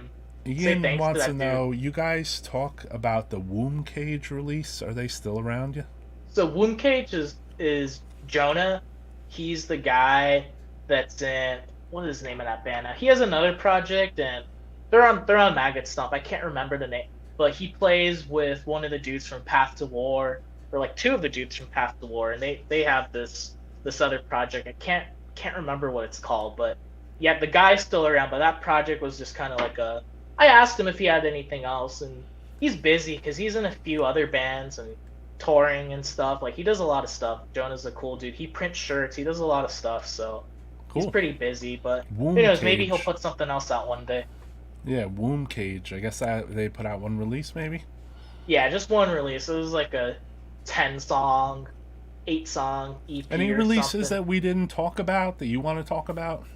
Because there's like 50 more. I mean, I know, and that's what I mean. So, like, is there anything that you want to expound on that, maybe something new that you want to talk about that, people might want to know about? Yeah, so, I mean, you played Refugium. That's one of the new, like, the newest one. Like, we're going to put that out. Like, you just did, like, the world premiere for it by playing that song. I haven't posted, we're waiting to, I got the tapes in production. They should be here soon, and we'll get a premiere going for it pretty soon, and we'll have that out. Cool.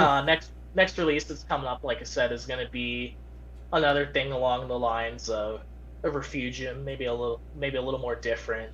What about your back catalog, the last couple releases you put out? We still got plenty of the Fleshrot LPs left over.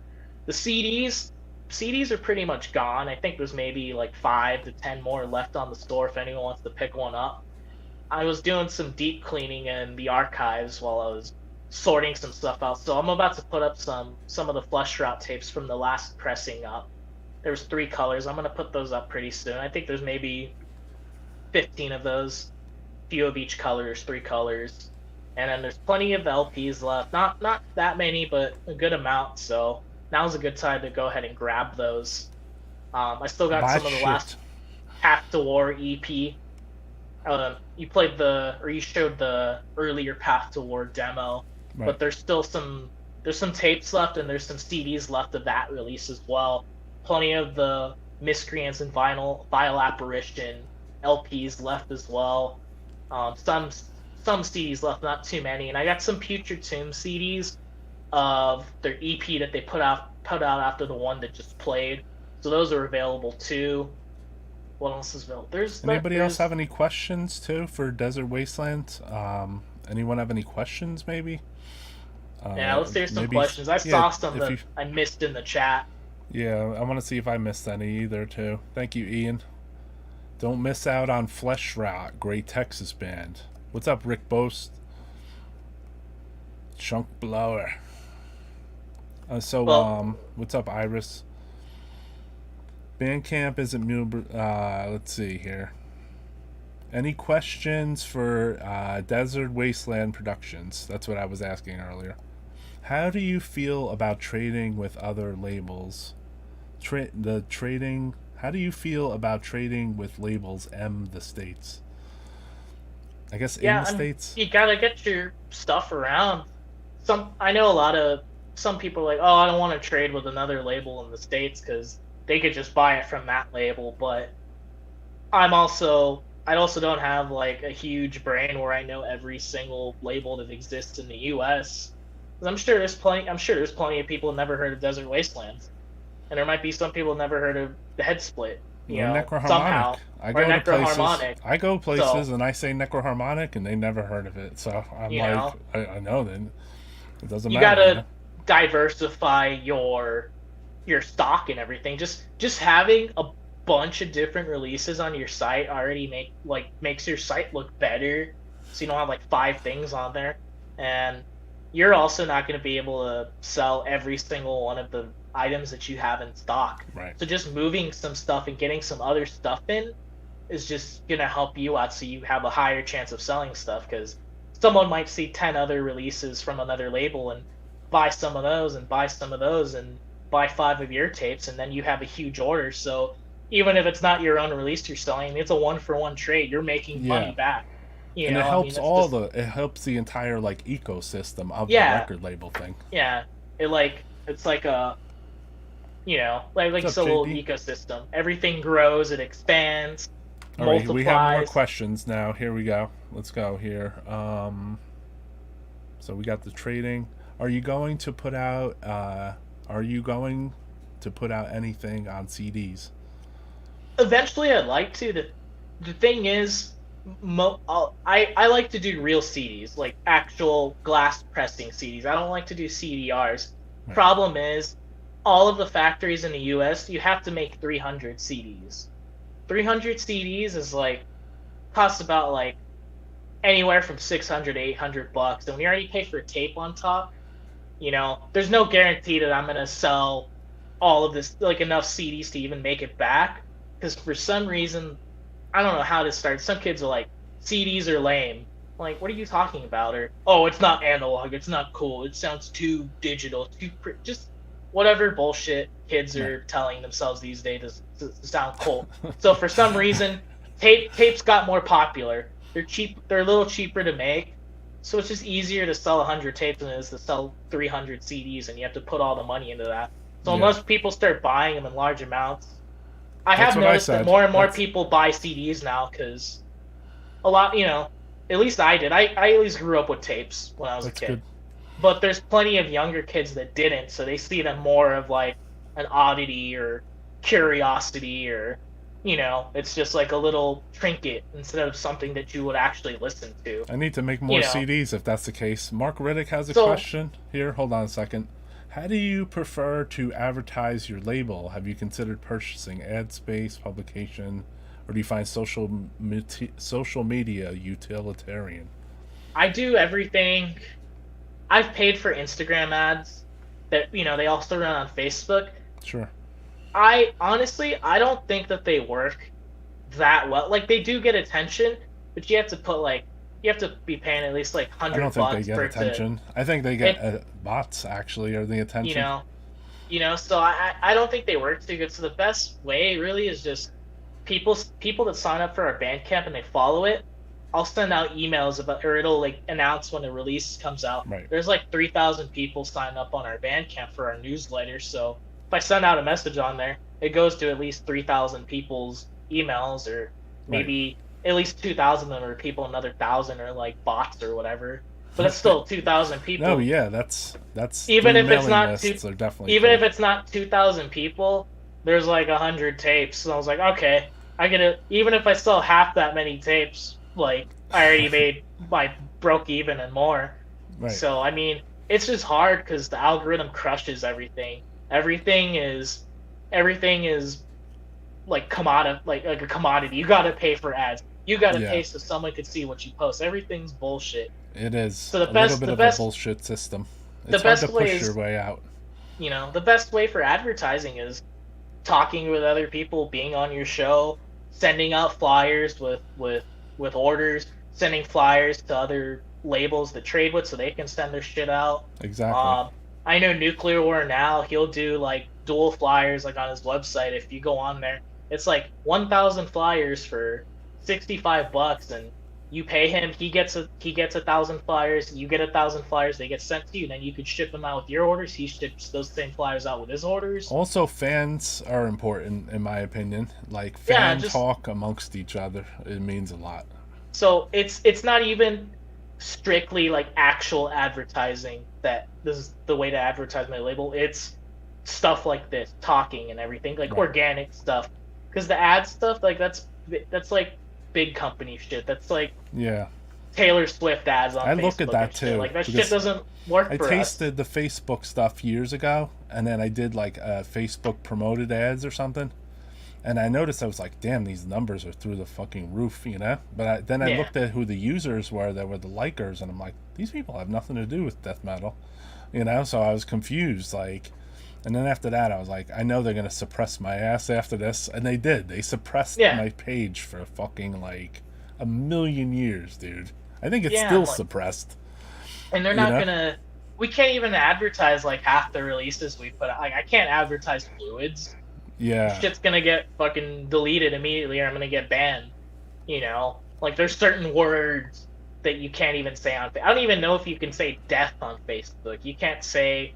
bad words. You can't say anything gory or gruesome. You can't post gore. I posted a friggin' statue of that Ian Clawweight put a fucking statue, and it just looked like a death photo, and it threw up a fucking sign. It threw up a gang sign to be like, death. You can't post this. Yeah. Like, whoa.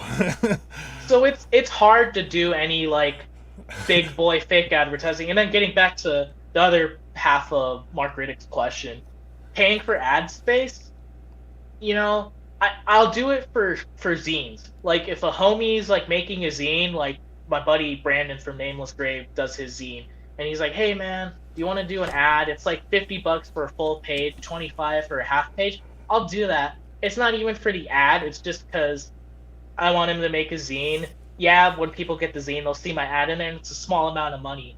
Meanwhile, if I want to pay for an ad and say like Decibel, it's like $1,000. I think it's like it's a couple of grand to like actually like have your ads like in their magazine and like on their website and stuff. Because I believe me, I went to go do it, and I was like, I can afford to do it right now, but that's a lot of money. Like I don't. Why would I spend $2,000 on? Yeah, when I looked at it as the price of another release. Yeah, and I was like, I could just do another release, you know? Exactly. And I was like, I don't got money to. I was like, I could do it, but is that even worth it? You know? And I mean, it's hard, but I will say like that's expensive, but I'm not talking shit on Decibel because they've premiered our stuff. They've been cool. Like they've been good, and like they're bigger, but they're not. I used to see it in the newsstands sometimes. I don't even see it. I think they only sell it like by subscription. I haven't seen it at like Barnes and Noble or anything. I never even bought it. I mean, I never bought one issue ever. I know the guy that runs it, but I don't. Yeah. I don't know. So it reminds me of the old school like hit parader, you know, a death metal hit parader for me. I don't even see hit parader in the stores anymore. I'm not in that scene. Yeah, it's different, but I can at least say that Decibel is a little has an ear to the underground Decibel, yeah, a bit better, a little bit They were better, about a and Metal Maniacs level, maybe. you know, it's okay. Like, I'm not gonna shit on them because they're not as fucking underground or as cult as they can be. I mean, they have to fucking make money. It's a Yeah, business, yeah, it is. So I'm not gonna shit on So them if they got to because they're put not. Coal Chamber on the cover, and because Coal Chamber's singer like did something funky that year, you know what I mean? They got to do what they got to do, man. They got to get their Exactly. they got to get So I'm their not gonna fucking payola. so I'm not gonna fault them. But I mean, yeah, like advertising like that is just like a fucking thing of the past. Like it's a thing of the past, and it also doesn't fucking work for our scene. Right. Like, you gotta Yip, the old school way of fucking doing it, sending out flyers papers and shit, is just the best way. Instagram, everything, dude. Facebook, Instagram, TikTok, if that's your thing. Twitch. Mr. Dillon over at Headsplit, he's a graduate of the Staples and Public Library Xerox school of old school print your own fucking shit. Exactly. He's a fucking. I've been trying to take a page out of that actually, because I've been sending out more color ads than I had in the last fucking 10 years. Yeah, so just buy your own inkjet and or go to fucking Staples or go to the library and do what Dylan does, man. Like, yeah, man, buy a paper cutter and do it yourself. It's way fucking better. Sounds of death. I used to pro print like photo, like I would pro print like postcards and stuff, and they do look nice. Got tons of them. I'm sure a lot of you guys that bought stuff have gotten them. I stopped doing them because they're expensive. Yeah, my releases start happening so fast. Like, some of my releases, because I'll do shirts, they'll come out like so fast that the postcard would be like irrelevant by the time I hit the next release. Exactly, and like it's like we're not putting out thousands of releases, so I'd rather just if I do postcards, it'll be like an advertisement for the label in general with a bunch of releases on it or something. Right. Because I would like to keep doing that, but it's just like another. Anyone else in the question have any like old school questions for Desert Wastelands? Because he's an old school death metal collector too. So I mean, I figure we could touch on that if you wanted to talk about that a little. Any old favorites? Like, you were man. You were definitely an old Morbid Angel fan. That's my number one. That's my favorite death metal band. That's not what you told. Well, there's another band you told me was your favorite, and I'll have to show you. Oh man, I love fucking Megadeth, man. I've always loved Megadeth. Forever, dude. I love that band. It's like the band that made me want to play music. Which record? Fucking rest in peace, man. To me, that's like my favorite record ever. That right there, that's my Brazilian like first best record from fucking 1990. That's your Sarcophago, NRI. Yeah, that's my Cogumelo Megadeth LP right there. Right. But dude, so at the time that came out, now. At the time the record came out, or like when that came out as a release, so you like were like young, right? So like you were completely vested in that, like maybe with your guitar and shit. So obviously I'm younger. I'll be 31. So okay. I wasn't born when the fucking record came out, so I can't speak to that. Obviously, you know what I mean. But around 10 years old, that's when I was maybe about like 8. My neighbor down the street was in them. He was a few years older than me. He was like 11 years old. He started showing me like Metallica and Maiden and everything. That's how it always starts. Yes. He let me borrow those CDs, and immediately I was just like totally vested in that. I was listening to fucking my first metal record that I bought was Megadeth, like Countdown to Extinction. So I was jamming the shit out of that when I was in like 4th and 5th grade. Right. Just on rotation on my CD Walkman, jamming the shit out of it. And then as I got older and like the years passed, he kept showing me shit, like more and more shit. Like, here's Pantera, here's this, here's Slayer. And then like from there on, with the advent of the internet, I finally like get on the internet when I'm like 11, 12 years old. You start finding shit, you Right. know. You're going on forums. This was like even before YouTube. I'm sure everyone remembers I remember. LimeWire and shit. Yeah, chat And then rooms. AOL chat. we get to middle school and like the eighth grade kids like see me like wearing like a Metallica shirt and they're like, oh, you gotta fucking check out fucking like you gotta check out like Morbid Angel, you gotta check out Death, you know. And then that starts, and I was already playing guitar, so I'd be getting those Guitar World magazines and everything. Okay. And I would get, and those guys would be talking about the bands they like and stuff. So there'd be interviews with like a lot of like the early like 2000s like metalcore bands like Shadows Fall and stuff. They'd interview those dudes, and those dudes are like, "Oh, I'm in the Testament, I'm in the Overkill, I'm in the Morbid Angel, or I'm into At the Gates, I'm into fucking." That's how I started like finding out about like extreme metal, was from these magazines. And then what I do, I'd go to the school library and look up like At the Gates, Slaughter of the Soul, you know, just like looking shit up and like finding it. And then if I went to like FYE, or I don't know if kids remember, like there's FYE, like even back in the day, Best Buy would have fucking like death metal and stuff. Death metal, right? They used to have it. Like I bought a fucking Exodus CD like at Best Buy when I was like 13 years old. So like there used to be some shit like that there. So that's how I started discovering bands. Yeah. Once I got into high school, I mean, internet's in full swing, and I'm already buying records and shit. Like I'm buying Death CDs. A lot of stuff's being reissued. So it was just a great time. And that time in high school, like 8th, 9th grade, I'm already playing in thrash bands and shit, like with my friends and stuff, making fucking. Let me ask this, just out of the hell of it, because of you having a record label and you like spreading bands around, were you like the spreader too amongst your boys, and like you were like, hey, you became the spreader compared to like that dude that was spreading to you?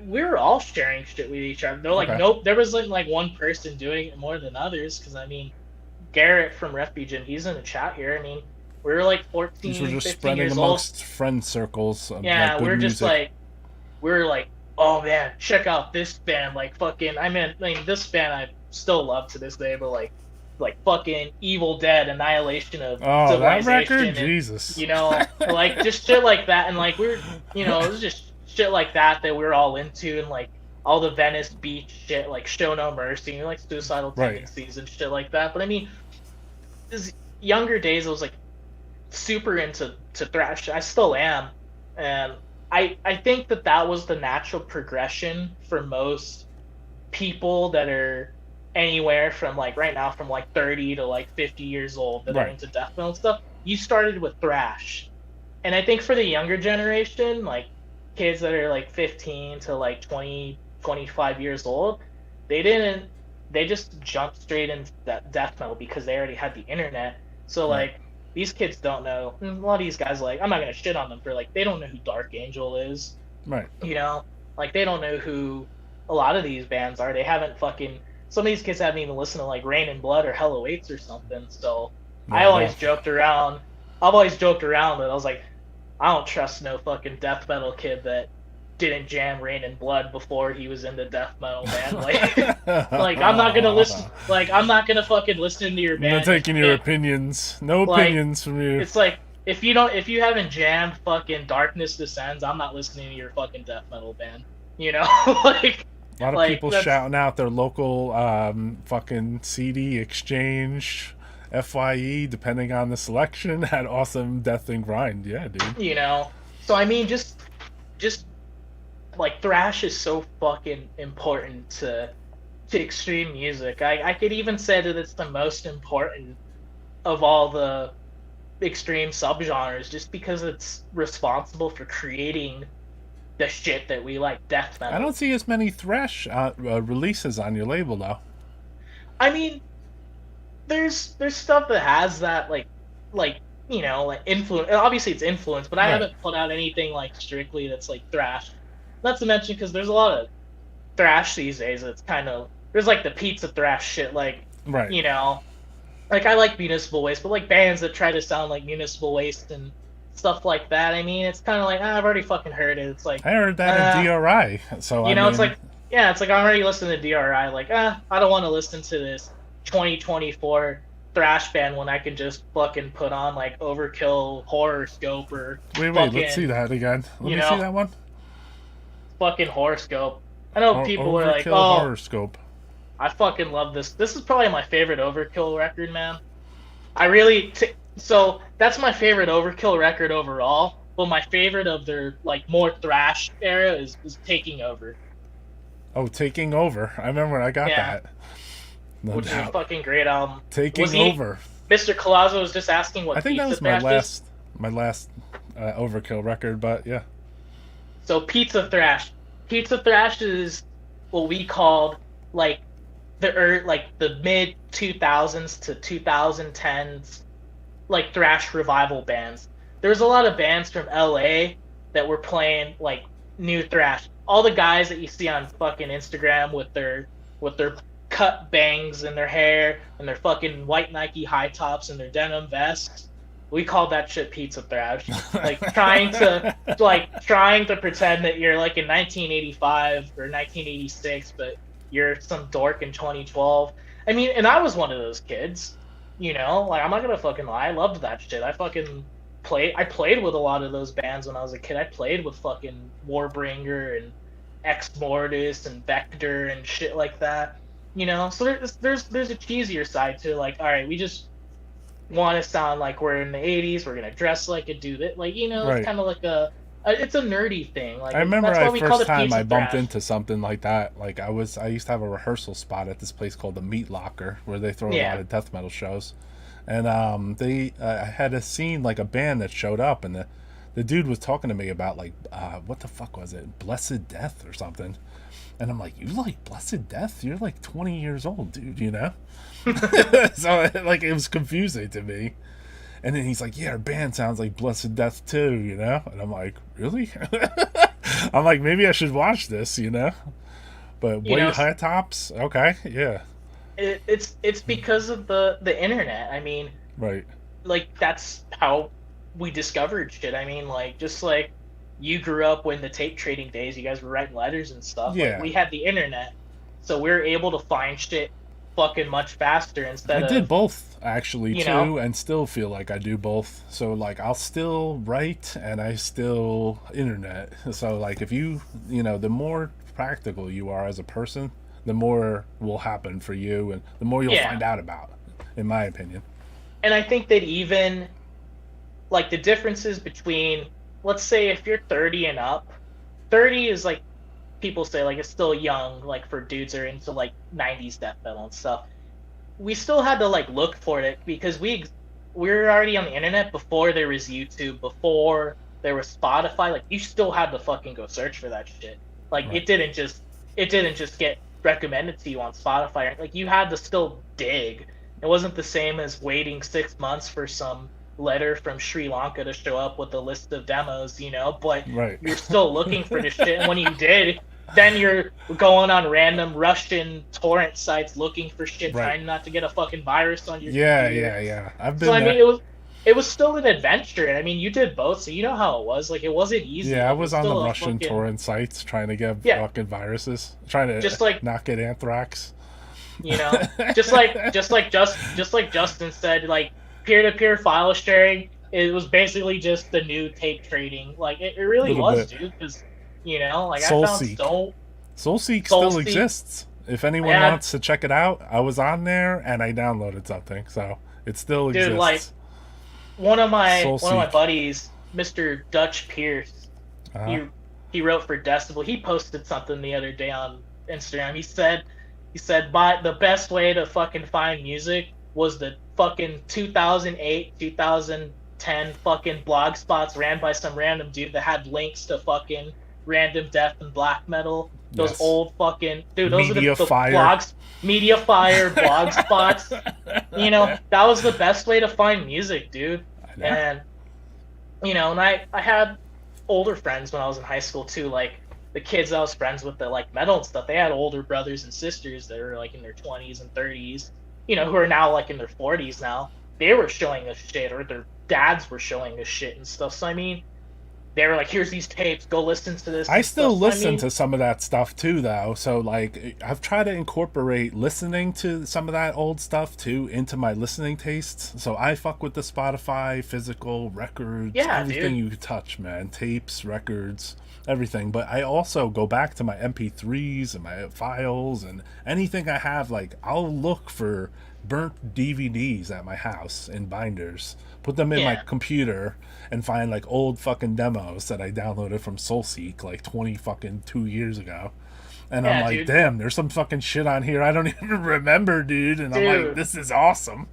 Like I remember just like having one of those little SanDisk like MP3 players, and like I'd like give it to my friend and he'd bring it to me to school the next day and has all this shit loaded. That was another way that I found music. Yeah. I remember my buddy letting me borrow his like old iPod. It's like, oh, you can borrow it for this next fucking class or whatever, and I'd fucking be listening to whatever he had on there. Like there was a dude I knew in my class named Clint. I haven't heard from him in probably like 15 years. But I got his iPod and he had like all sorts of shit on there. He had like Reek of Putrefaction on there. I never heard it. Then like I knew who Carcass was because of Heartwork, but I had never listened to like Reek of Putrefaction and like Symphonies yet because it was like a fucking ninth grader. And I heard It that must and I have was been like, holy interesting fuck. intaking most new music through headphones when you got older, like, or for a younger generation. Because Yeah. for my generation, if we took we took it in through headphones with our little tape players and CD players on our belt, you know. But like taking it in from headphones that are like more high fidelity, I can't. You know, like I look at that, I'm a little jealous that people are younger. I'm like, fuck, man, I would have loved to hear like Reek of Putrefaction through like iPod headphones when I was like 10, you know. Instead you're listening through some like little shitty mono speaker Oh, like that you really, got and stuff. yeah, like really cheap dollar You know. store type headphones, you know. That's how I listened to a lot of shit like Or that as a open kid. air. Like, It was like open air only, you know. Like you yeah. couldn't, you know. I you know, I like taking in. You know what? Sometimes when I listen to stuff that is like older, and then I hear it like through the more fidelity or whatever, I'm like, I don't even know if I like this anymore, because it's like it's so clean and like I don't know. This isn't what I remembered. I remembered a really fucking scummy tape of this, you know. Yeah, so I like nasty. Like I'm purposely listen to tapes, even because I just on my old tapes. Sometimes I'll go back to my DBC tapes and like stuff like that. Accused yeah. stuff like I taped off Friends or whatever you would say. Yeah. Just get that old feel too. You'll hear like a break in the tape, and then like you and your friend like recorded some part by mistake. Hear something you did when you were like 15. You're like, holy shit. So I'd say that's like what separates like younger kids that are getting into death metal from when people like my age and up, how they got into death metal. I got you. Like it was like a more natural progression, kind of like the picture of the fucking monkeys turning into cavemen walking upright. Like first you start off with like Iron Maiden and Judas Priest, and then your uncle shows you Slayer, and then you're listening to Slayer, then your uncle gives you a fucking Morbid Angel fucking Abomination CD, and you listen to that, and and then you start getting into death metal, and and then so that's like the 80s progression for dudes your age and maybe a little younger. For me, it was it like was metal to thrash. The gateway metal. Exactly. So the gateway bands were fucking different for me as a kid, because I'm like, I was lucky that I got to hear Metallica and stuff, but at the same time, like, I'm not gonna lie, I don't fucking care. Like, I was listening to fucking Slipknot and shit as a fucking kid, and like that was the gateway too. Like, I was listening to Metallica. I was for your age Slipknot, group, that would make a lot of sense, though. For your age group, that would make. And I think a lot of people are afraid to like admit that, or they're ashamed of it because they don't want to be called a fucking poser by. Oh, I don't want Roy Fox to think I'm a poser because I fucking listened to Slipknot when I was 10. I listen to Billy Squire records, so I don't fucking care what people listen to. I don't give a shit. I was listening to Madonna last night, so I mean, like, you know what I mean? So I'm like, dude, it's fucking music, and it just so happens that death metal is my favorite type of fucking music, death and thrash metal and extreme shit in general.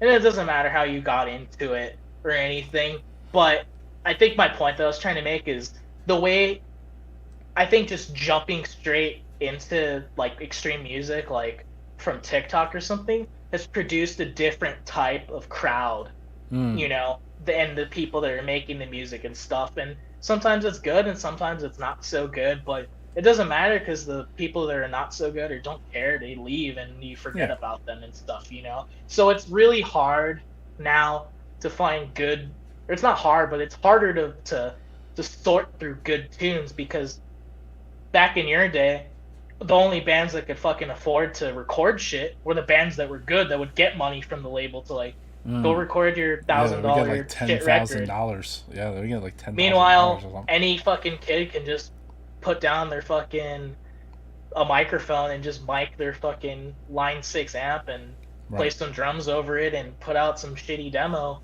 you know? So it's just harder and harder to like sort through shit, and then it's like, yeah, there's a lot of stuff, but I don't want to listen to some shit that like, oh, that's cool. I want to listen to shit that's fucking, oh, that's fucking sick. Let me ask you this, because you run a record label too, like coming up through the years, and then, you know, maybe you bought some independent stuff, you know, when you were like a couple years before you started your label. Like, did you have any record labels that like kind of influenced you a little bit, maybe? I gotta say, like, really, like Head Split and stuff, and like Dark Descent, and like these smaller labels were, you know, what made me want to start putting stuff out, you know. And when I was a teenager in high school, like there was kids putting stuff out, and they would make their own labels and everything. Right. I was friends with a lot of like punk and like hardcore kids in like school that were like more into like shit like power violence and like grind and DIY stuff like that.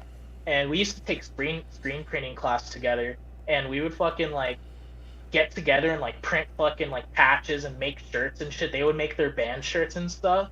So it was like the kids that were more into punk were doing DIY shit better than the metal kids were. And I think the metal kids finally found that shit again.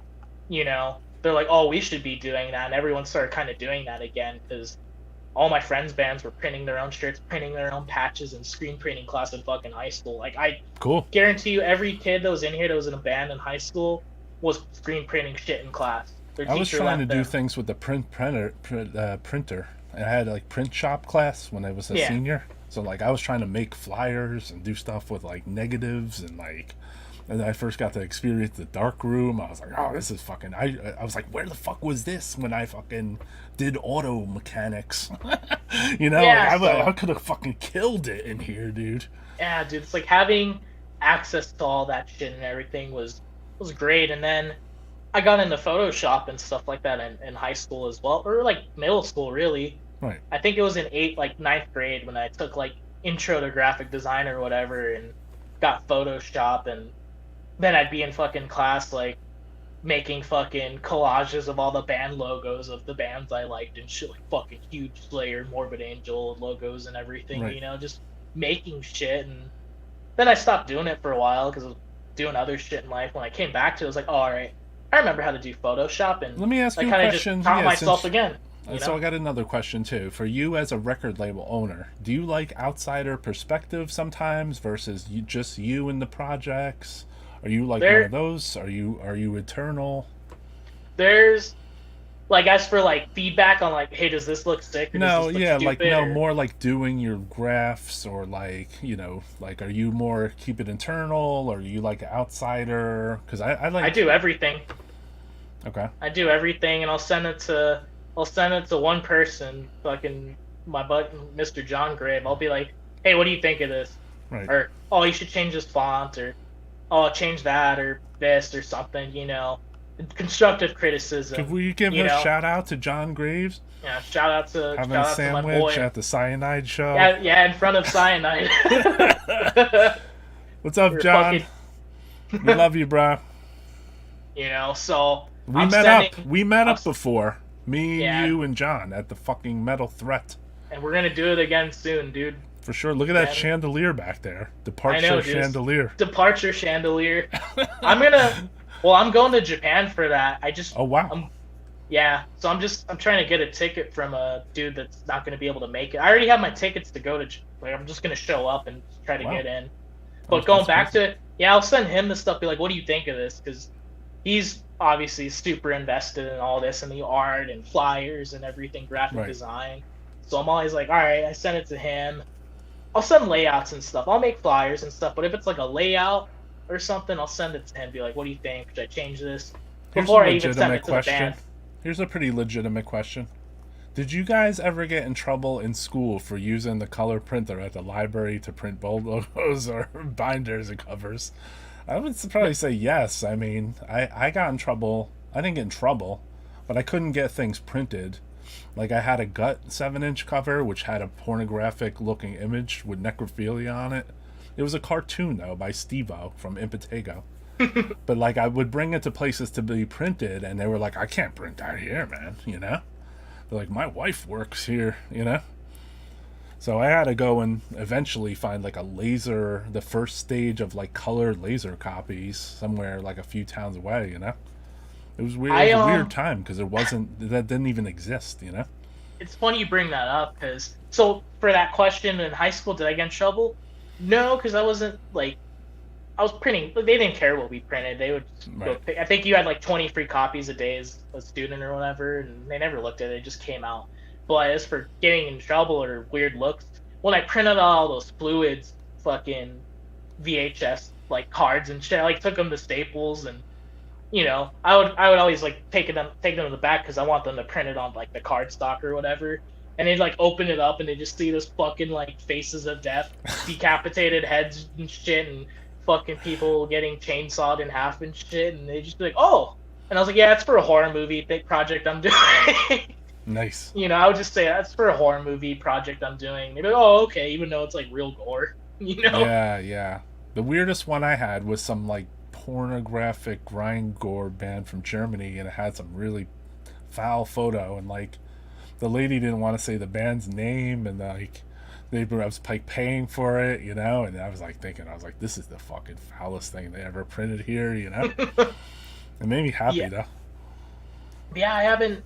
And then as for like the shirts, like I've printed and stuff, like I don't know if anyone here has seen that shirt of the alien getting fucking like the alien dissecting the caveman alive, and on the back there's a mammoth like stomping on a caveman and his blood squirting everywhere and shit. I had a local buddy print those shirts, so I mean there was no issues with that, and that was like the most graphic shirt we've done. Yeah, You I mean, know? artwork goes hand in hand with the aesthetics of like what we're into, you know. So it's Yeah. exciting when somebody sees that fluids cover and they're like, "What the fuck is that?" You know? Yeah. That's actually sometimes a good thing because then you know right there, you're like, I'm probably gonna do pretty good with that, you know. Yeah, dude, because everyone likes the Makes a the reaction to it. edginess and the reaction, and I mean obviously it's always been a huge part of metal and shit Yeah. since the fucking And then beginning. it's exciting to it puts a little extra excitement for you as the person who's producing it, because like Yeah, you see that like, oh, this, I haven't even put this out and it's already getting a reaction, you know, which is kind of a good feeling, you know. yeah, and like I just love doing this shit and just making stuff. It's just an outlet and stuff. Here's a And question too from my man Stefan. I wanted to ask, was the band's Innards Decay band name influenced by the Cannibal Corpse song called that? yes, that was like 100%. That was it. Right. you Cool. know, I was like, it was 100% just supposed to be a Cannibal Corpse worship Your project. It was logo was just super sick too. now the logo and the artwork was done by my friend Ian. Um, Ian, and he's the guy that's behind the band Throat Breach. Okay. Um, and he's got a few other bands. He's got this other band he was telling me about. They're gonna play a show with like Weregoat and a few other bands pretty coming up. They're from Salt Lake City, but he's behind Throat Breach. His name's necro.ian on Instagram if anyone's interested. He's also done artwork. He did the artwork for that caveman shirt that I was telling you about. Cool. He did the Atrahasis logo. He did the logo for my new band that I'm about to release. He's done a lot of shit. Like, he's done a lot of work for us over the years. Yeah, is there any bands like we didn't cover, or Desert Wasteland, that you're friends with, or close? You think of somebody close, or somebody you talk to a lot, or I know there's a lot of bands, Oh man, there's a tons of bands, but I talked to JMO from You put Violent out a Apparition. Tenebro release, I see. Yeah, my buddy Hans in Tenebro. He's the guy that runs Dismal Fate Records. It's another good underground label to fucking to look at if you haven't already. Dismal Fate, and if you What love about Necrophagia and all that stuff, he's reissued a lot of their stuff, and I know he's good friend with with Renee. That's the Killjoy's daughter. So he's friends with her, Renee. and like he's Yeah. and he's like super Han's such a cool dude, and I just hit him up the other day because I went to go see Cancer Slug, which is like one of his favorite bands, and I love them too. I got him a shirt. We're gonna do a trade, so I'm gonna keep some of their stuff in stock. I'm gonna send a box to him pretty soon, so look for that. But Hans is a super cool dude. What about Tribal Gaze? Tribal Gaze that was another like breakthrough band for us. They had hit me up. Well, actually, they didn't actually email me first. The frontman for Frozen Soul, Chad, had messaged me on Facebook saying, "Hey, there's this band that's from Dallas that I think you should listen to. I'm gonna send you their info." And I was like, "Tell them to just email me," because I just get tons of messages like that. They emailed me, and I liked it, and I had gotten another email, and it was Maggot Stomp Scott, and he's like, "Hey, this band emailed me, check them out." So I listened to him, and I was like, "Yeah, this is cool," and I put it out. It did really good. So then I put out CDs, those sold out, and I was like, you know what? Let's just do an LP. And we put it out on vinyl. It took like 2 months to come in because it was right before the fucking pandemic, and that sold out like instantly too. So it did very well. They got big. They started touring with a lot of bands, and then later on, eventually they went to Maggot Stomp and they put them out, and now they're doing even bigger tours and everything. So they're pretty successful. Like, they did pretty good. Yeah, you did. And I talked to Quentin, like you were among the earlier people I saw that put them out.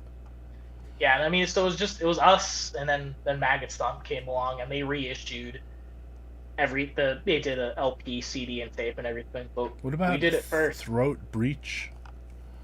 Throat Breach is Ian's band. My buddy was telling you about that did. Oh, okay. The Putrid, the logo for Innards Decay and the artwork and everything. I just talked to him the other day. Like I said, they're about to play some shows with his new band. Cool. Let's see who else. That's their newer stuff. Yeah, and then there's that band. This is one I wanted to ask about early in the thing. You put out a release of Desecrator, Subconscious. Subconscious release, which had that old Morbid Angel piece of art on it. I sure did. The old Dan Seagrave art. Maybe I need to show that. I found the label that owns the rights for the band for that record now. Okay. I tried contacting the band, but in case anyone doesn't know, Desecrator eventually turned into a pop punk band, of all things. I tried contacting the band members on Facebook, and like they all ignored me. I contacted their label, and I told them, I said, I just like want to put this out, but like I'm trying to get a blessing from like the band, and they basically told me to like, oh no, we own it now, it's just us. And from what I heard, the band wants nothing to do with being Desecrator. Like, they are now a pop punk band. Right. So I was like, you know what, whatever. Like, this shit is sick. I'm putting it out. The label owns the rights legally. I signed a little contract with them to press 300 tapes or something, and we put it out, and it was good. And we put it out, and I actually did email the label again, asking them if I could repress it, and basically left me on red. And I think after a month or two after I put that out, we had uploaded it to YouTube as like and was like not monetized or anything, and like the fucking record label like reported it to YouTube as like a copyright violation. I was like, it's not even monetized, like it's a promo thing. Yeah, it might have been the what do you call it? It might have just been the robot that works YouTube This was the original full cover release of this. So this was obviously drawn in the same era as Altars of Madness, this artwork. Yeah. Can you talk to this release a little bit? I mean, it's fucking old school, like UK death metal. It's super thrashy, but it's more death than thrash. I mean, if you, I could really like kind of compare it to like Entombed a little bit, but it's more along the lines of like Massacre and stuff like that. It's just super heavy. It's in like B tuning. It's just super fucking good. It was on a weird label. There's no blast beats. Yeah, it was the name of the label. RTK Records, Mosh Tunage. Oh, Mosh Tunage was the original label that it was on. Mosh Tunage. Yeah, Mosh Tunage, and like they released like Lawnmower Death and like a few other like thrash bands and stuff like. But this was like their first like fucking like death metal band that they put out. And I think probably one of their last releases. I don't even think they're around still. But yeah, they ended up doing that. But yeah, that record's freaking cool. I'd suggest everyone check that out. If you're into I noticed it in Hammer your catalog as one of your releases, and I'm like, I didn't know he released that, you know?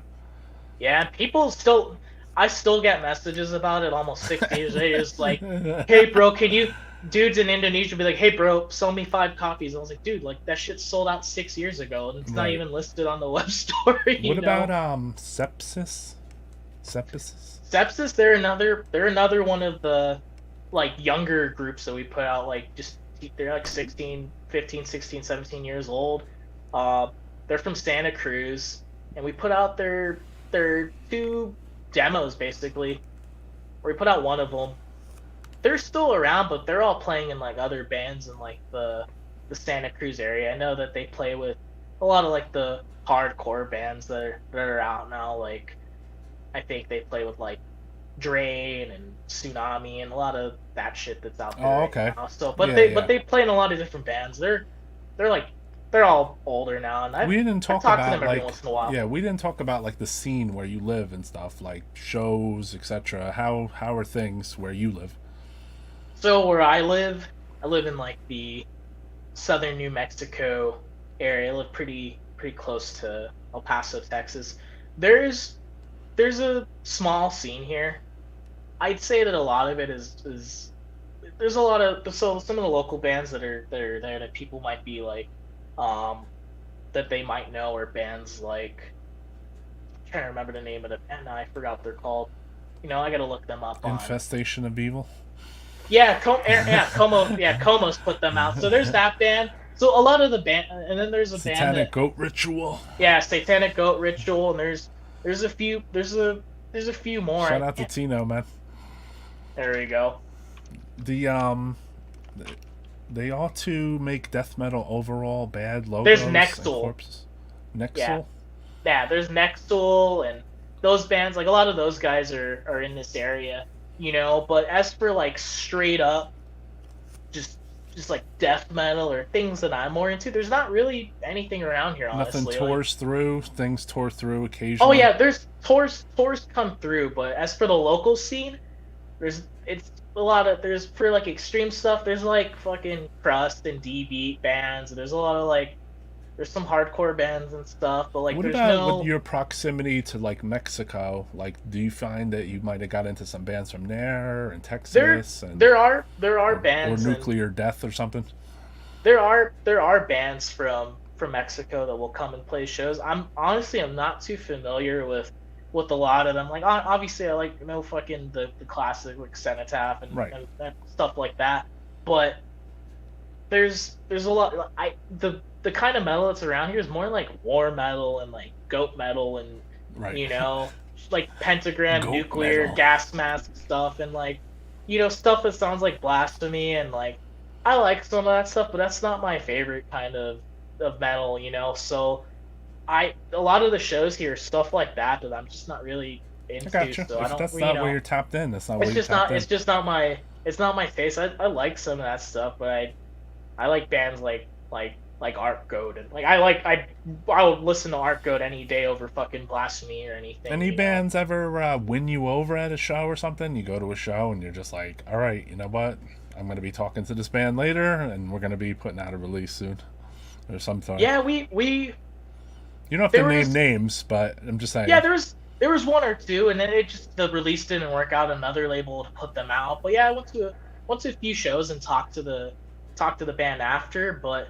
Right. Those were shows when I was out of town. I was like in California or something. But yeah, just I don't want to be negative, but like there hasn't been anything in the local scene here that it's cool. Won me over. You know what I mean? And it's a small town. They're like up north in Albuquerque. There's a few bands, and then I'm sure everyone's heard of, like there's a band from Santa Fe called Superstition. They're on $20 spin. They're a good band.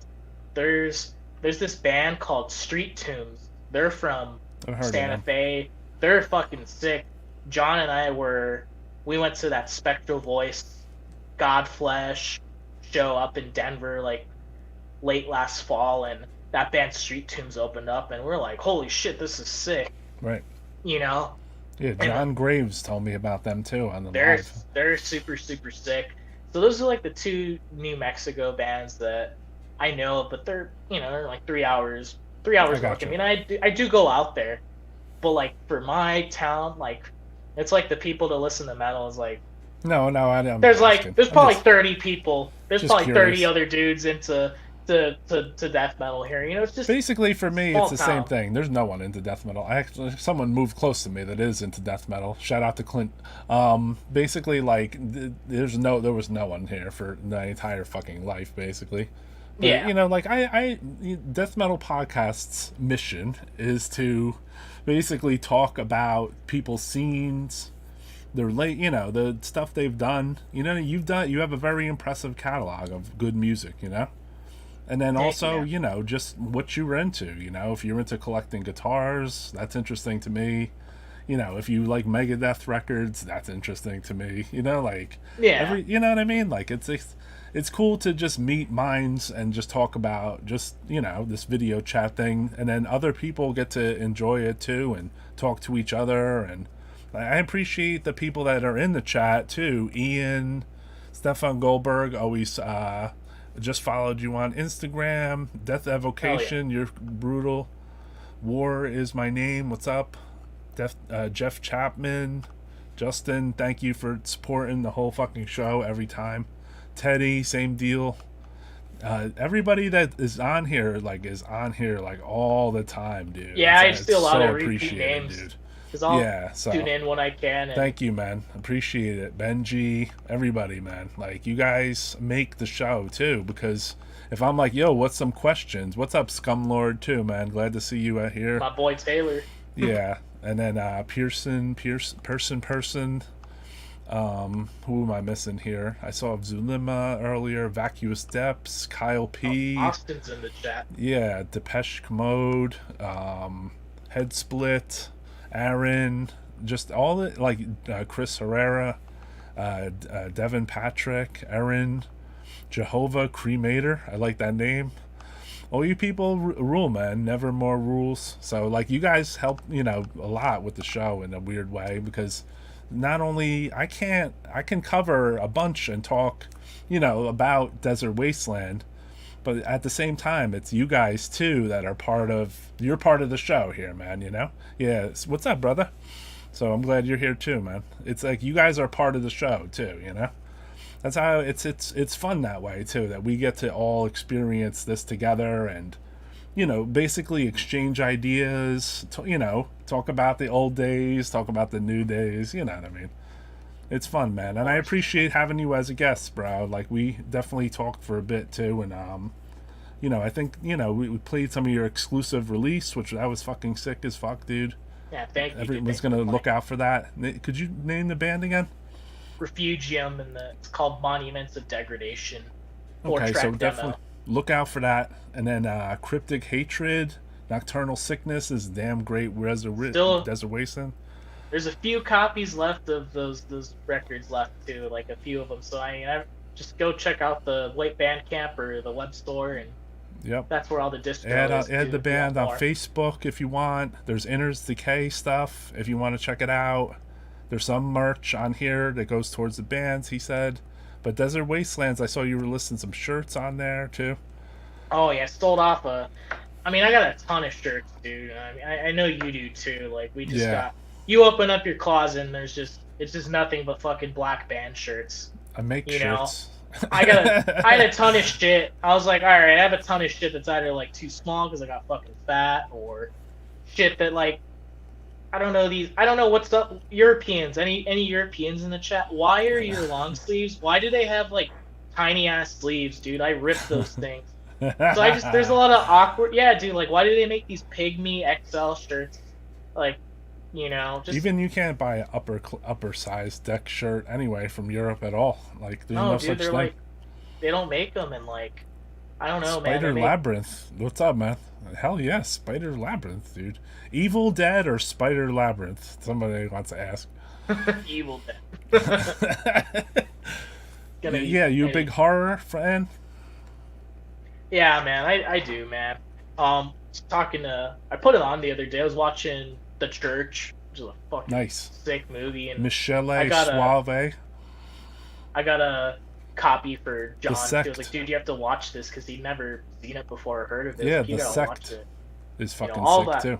All that shit fucking rolls. And man, you know what I've been watching a lot of again? I've been watching a lot of Star Wars. I mean, I always fucking will, man. But I've been watching like. Are you first 3 movies Star Wars, or are you the entire series Star Wars? I like everything. I really don't like the 3 Disney trilogy movies that much. I do like Rogue One.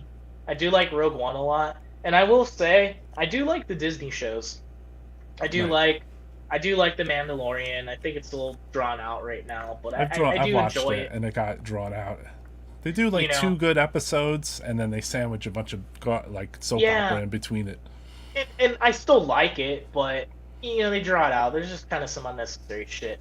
Somebody said, "Can you beat John Grave in a Roman Greco wrestling match?" We can only do a mud wrestling match. He's got to be there to mud wrestling. Yeah, Dylan's got to be there to ref it, and you got to be the referee. I want to wipe the mud off Dylan's mustache. Donna Summer or Anita Ward? Donna Summers or Anita Ward? I'm gonna say Urethra Franklin. Would anybody else? Does anyone else have questions or want to talk about any death metal releases? I could post them on here, obviously. If you guys want to support, I want to know what necroharmonic.com to support the show. Appreciate that. If anyone sees this. Any new bands that anyone's been listening to? Yeah, what are you guys listening to, man? The Sect rules? Hell yeah, dude. The Sect and the Church. The Church are both killer, man. Awesome. That guy was in the puking scene in The Gates of Hell, where the girl is like in the car throwing up her intestinal tract, the beginning to the Regurgitate record. He's the guy sitting next to her, like the guy that directed those movies. I bought that fucking CD from. It was from the collection of it was Jim Kanye's. Oh shit! Yeah. I bought it from his I saw that longtime girlfriend. Like I bought a bunch of stuff from her. John did too. Like we bought a bunch. He was also in Demons. Yeah, he was the ticket taker, right? In Demons. I watch these movies, but everyone knows all the actors and the other movies. I've never been good with actors and movies. I'll know musicians and details about records and that, but movies is there's dudes that just know everything. So I sound like a poser when I talk about horror movies, but I watched them. You watched The Sect. So that in a way, that's a good that's kind of like a good it's a good drop on here because other people should watch it, dude. The Sect is sick, dude. When are you and John coming to Florida again and getting Cuban sandwiches next time? Whenever they, I plan to come out to Miami maybe sometime this year to go see a buddy, and we'll see if Mr. Austin can make his way down there as well. I know he likes Miami. I know he said that's his favorite city in Florida. Nice. So I'm down to get some Cuban sandwiches and eat some mofongo and Man, Florida's cool. I had a good time in Tampa. We went to that Death Spiritual Healing tribute show and Right. watched Matt Harvey play with James Murphy and Bill and drums, and those awesome. Super super sick. Ultra death metal show, man, in Florida too. Yeah, so we'll go to Miami, and I've been to Miami, and I wonder if it's like that fucking damn what band am I thinking of? You gotta go on a cruise while you're there, dude. That Razor song Miami. You gotta go on a cruise while you're in Miami too. So like you hang out at a club down there, go to a show, eat some Cuban sandwiches, hang out with Otto von Schirach, and go on a cruise, and then come back, go to some more shows. You know what I mean?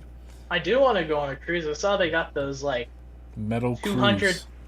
Oh, they just had that like in the last like few weeks, but Yeah, me and Ken They were got supposed to go together. really? Well, no, we were just joking about it, but Oh, I thought you were gonna go. nah, I don't even know him really like that. But You guys are gonna be sitting there on the deck with cucumbers on your eyes, listening to some drinking margaritas and shit. yeah, definitely gambling. Maybe I heard they do there. I don't know. Yeah, Like, I'm not into there were that. some good bands. There were some good bands on the bill. I would have loved to see, but it's expensive. So maybe I maybe don't one go on day. many cruises. Has DW visited Death Metal Storage Rehearsal Place? I visited there. Oh, the storage place. Yeah, the storage You place. know, Dustin from Church of Disgust. He was telling me that wasn't too far from the Brass Mug. That's Nice. the venue in Tampa. So I guess he said it wasn't too far away from that. but It's we a didn't get fucking chance to go landmark there. of death metal now. That's Yeah. sick. I wanted to go visit it. We wanted to go drive by Morristown and stuff, but we didn't have a chance to do it. But we went to plenty of good record stores and everything. Cool. Roy, are you hitting MDF? Yeah, I'm vending at MDF this year, so check us out. Necroharmonic. Probably Yeah, I support wish- death metal podcasts there this year. I bought my ticket when they announced it, but I should have just asked to vend. I actually maybe. had, what do you call it, offered to work it, actually, because Ryan said it's the one girl who helps with the vendors was pregnant or something. Yeah. And he put a roll call out there to say, does anyone want to work this? And I was like, I want to do it because I feel like I'm not doing anything if I'm at the show not working, basically. Yeah. I've been a fan and I've worked it, and so like working it is much more better for me. Are you gonna go to for the mortician? Chicago? Yeah, definitely, dude. I If need I fan to- that one or work it, that's still up decided, That'll be a good one. The question is, will Mr. Headsplit be there too? Yeah. Probably will. I think he'll be there. I know he's busier these days. Let's see. Dylan, answer. Are you gonna be there? Yeah, Hawaii. He's gonna be in Hawaii throwing a festival, bro. Is? Oh yeah, he did. Didn't he do that? He did that one just recently, right? There's another one gonna come up eventually. Fucking Maybe Kahlua. Innards Decay live at Hawaii demo. That'd be pretty sick. wearing lays and sipping on Mai Tais and shit at the beach, and our Hawaiian shirts and coconut bras. Sounds good to me. Was there like with you and like say like old death metal, etc. Like, were you like an eBay guy, a Discogs guy? What, like, where did you like pull in, like, say if you were collecting stuff? Dude, Facebook groups, the death metal tape collector, the metal collector society, all those groups on Facebook, but I know you're in too. Yeah. So a lot of those. Discogs every once in a while, as long as it's priced appropriately. I mean, I haven't had Right. any terrible experiences on Discogs. Maybe once out of the hundreds orders I've done on there. But yeah, that eBay, I've gotten some cool stuff on eBay. I think the coolest thing that was on eBay was there was some dude that had like a metric assload of like sealed Wild Rags tapes on eBay that he was selling. And you might have, I don't know if you saw them or you got them, but No, I know John, who it is. you know who it is? Yeah, so he Probably. found all of these, and I mean, I got a bunch of cool shit from him. I got like order from Chaos Stillbirth Machine, still sealed. I should have pulled that one out for you. Cassettes and shit. Yeah, I got that sealed. I got like Talks to Death. Um, I have some sealed Impetigo tapes and stuff, Nice. like old Wild Rag stuff, and John got a bunch of those too. And I really wish that I would have just bought everything that he had, like just one of each. And I don't think I think he's all sold out, and I think someone else found it. But I did a giveaway a few years ago, and I gave out some of those tapes because I just bought, like, I went back on there and bought like doubles and triples, and I did get extras, but some of the other shit had sold out. But yeah, I wish. Any other favorite labels? You mentioned Wild Rags just now. You got any favorites? I know you said Dark Descent was a thing for you. Are we talking about the old school or the old day labels? You know what, dude? Dude, Nuclear Blast, like back in the day, was just perfect, dude. All the hypocrisy tapes and everything, just they put out so much good shit. It's Dismember, just all this cool shit, man. Like there's a lot of cool shit, man. And there's just so many. But these days, I mean, Dark Descent is like the most professional label out there. Just the way that he conducts business, and just the quality of his releases, and the way that he does, just everything he does is like very professional. And that's how I wanted to model Desert Wastelands, was off of his thing. Like I wanted it to be very clean and professional, but still true to the spirit, like I just wanted it to be like, oh, when you get a release from us, it's going to be sick, it's going to be cool, that they're going to have a signature of sound almost too, because I think Dark Descent kind of have a little signature of sound. Someone said it in the chat one time and I didn't kind of believe it, but then I thought to myself, I'm like, do look at the roster, and they kind of do have like a signature style band that they sign. Usually, not all their stuff, because they put out the Jim Jones and the Kool-Aid Kids, but like, which was a random stuff. That was random as hell. When I saw it, I was like, what? Yeah, so I mean, even they can step outside their own box and put out what they want to put out. Yeah, and then I know that they have Dark Symphonies as like as a sub label, and Dark Symphonies puts out all of the old obscure releases like Mandator and Hex, and like all of the old, like, in Hydra Vein, and all of like the UK thrash, and like weird, like the middle period between death metal and thrash bands, like 1987 to like 90, like all those bands I just named. A lot of like cool stuff. They put out such cool shit, man. And they've reissued, like they did like the Absu demos collection, and Pertinence, like they've done a lot like really, really cool releases and stuff like that. Excruciate, I know. Another shout out to Hempa too. I saw him in the chat like last week. Hempa from Excruciate. Another really good like underground label.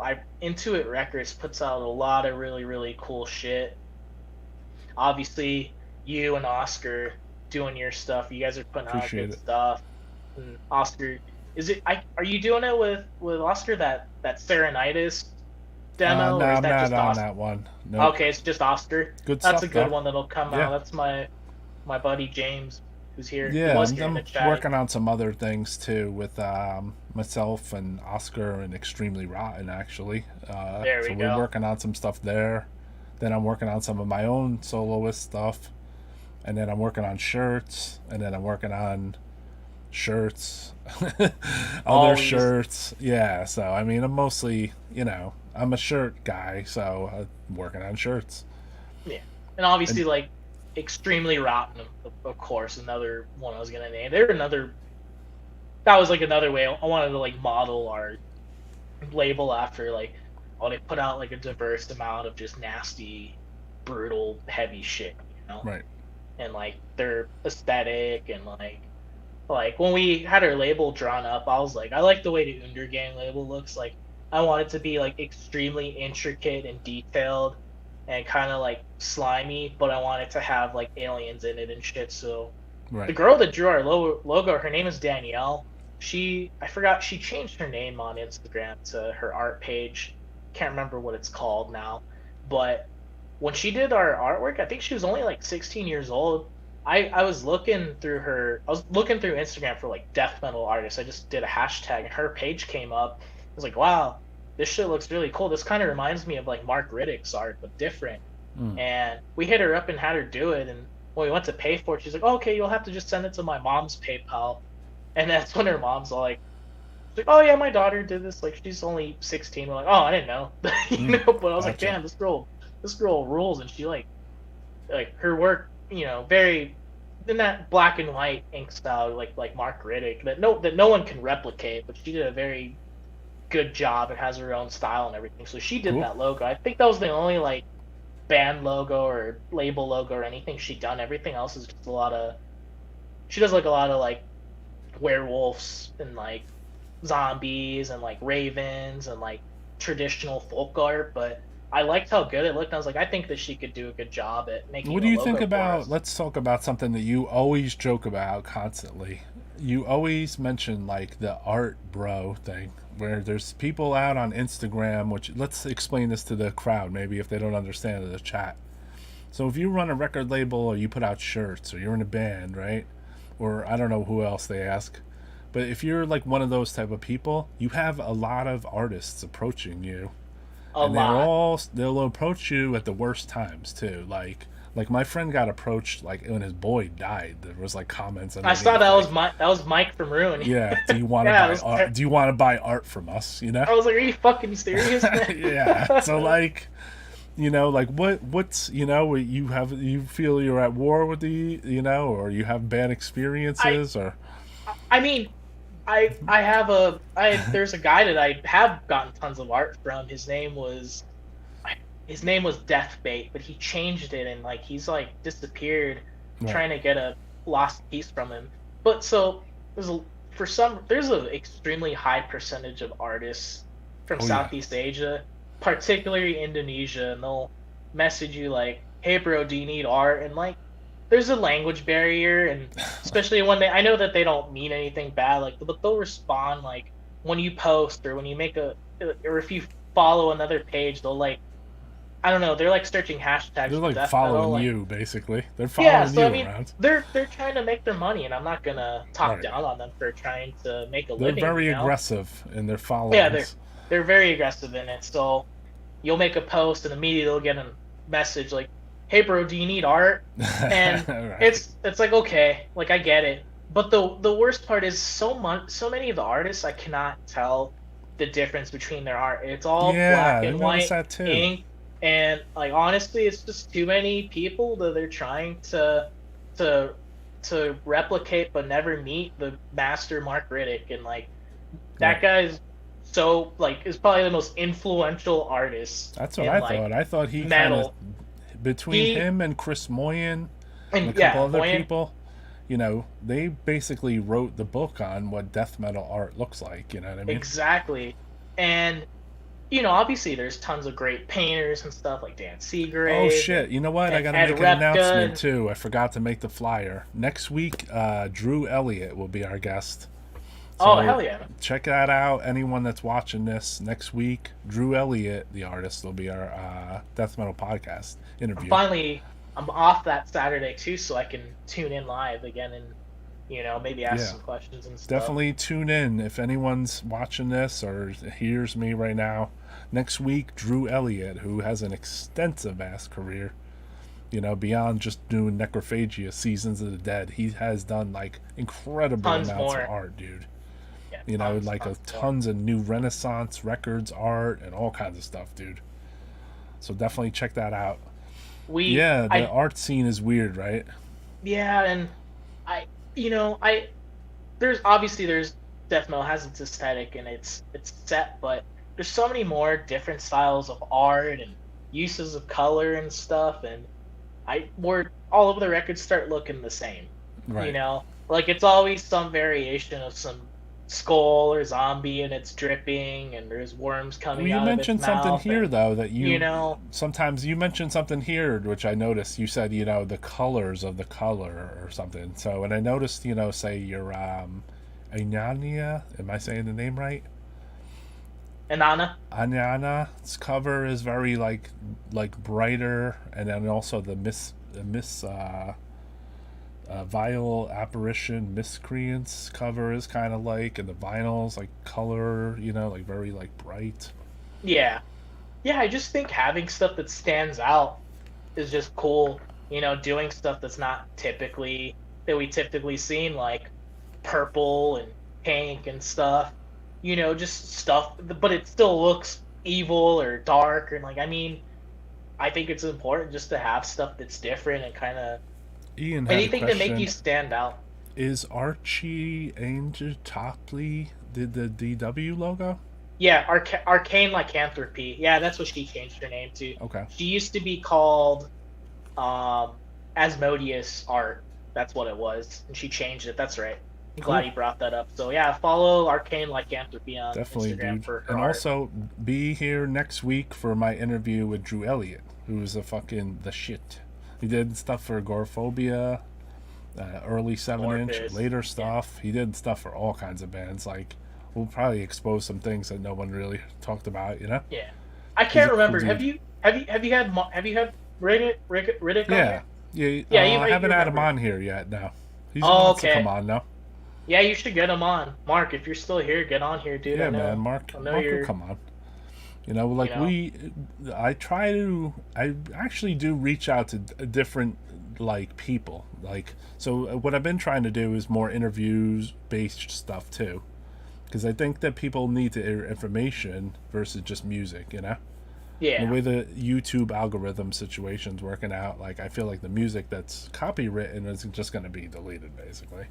So I'm just like, maybe there should be a better way to do this where I could try to, incorporate more information, and then it's not just us, it's the information that's being talked about in the fucking chats and shit, you know what I mean? Like, people are telling, saying band names to each other in there, and, just talking about combat records or whatever they're saying, Just in general, it's a good thing because it's like, it helps, the band Annihilator in Texas, playing Destroying Texas, is following me on Instagram now.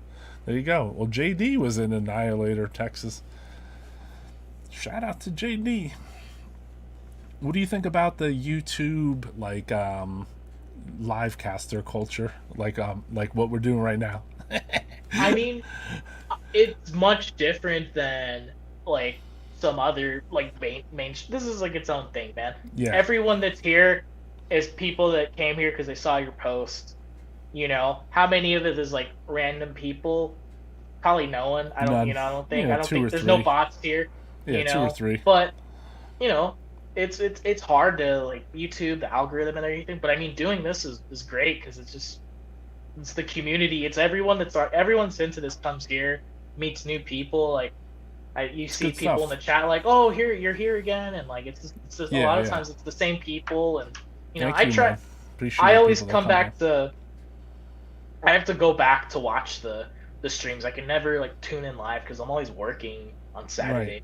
Like, There's been people that tell me they use the stream offline to work out and stuff, and I'm like, damn, that's kind of wild. Oh yeah, you can, like, just, like, listen to it in the background and stuff. I have listened to it on the way to work, and, like, maybe at the beginning of work if I can, or if you do one of those crazy marathons where you talk in for like 9 hours or something, like you do sometimes. I'll be like, holy crap, Roy's still on. It's like, you're like, 5 damn, a.m. I left. I went to bed and I woke up and this guy's still fucking podcasting. Yeah. No, I remember John told me you guys were on until like 5 a.m. one day. I was like, what the hell? Yeah, there was times. Yeah. There was times I crossed the entire world on one live cast. So we were in the U.S.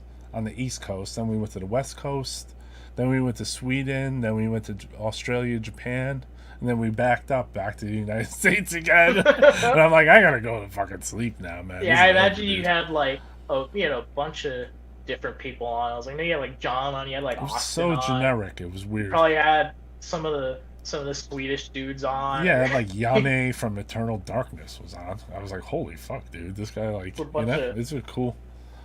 So it's it's like an online fanzine, I guess, of today. Yeah, this is the same as it was back then when you were growing up, like getting into this. It hasn't changed. The technology's changed. The spirit's the same. It's the same enthusiasm and love for this. It's just different, updated technology. That's what I want to see in the chat too. Like, who are your favorite bands right now, man? Like, I want to hear names. Names. Your favorite labels. I will say before I go, because I gotta get going. We're gonna end this anyway. Bit. But yeah, dude, I'm super excited for the new Witch Vomit, just based off that one single I heard. The new Skeletal Remains, I'm super stoked for that.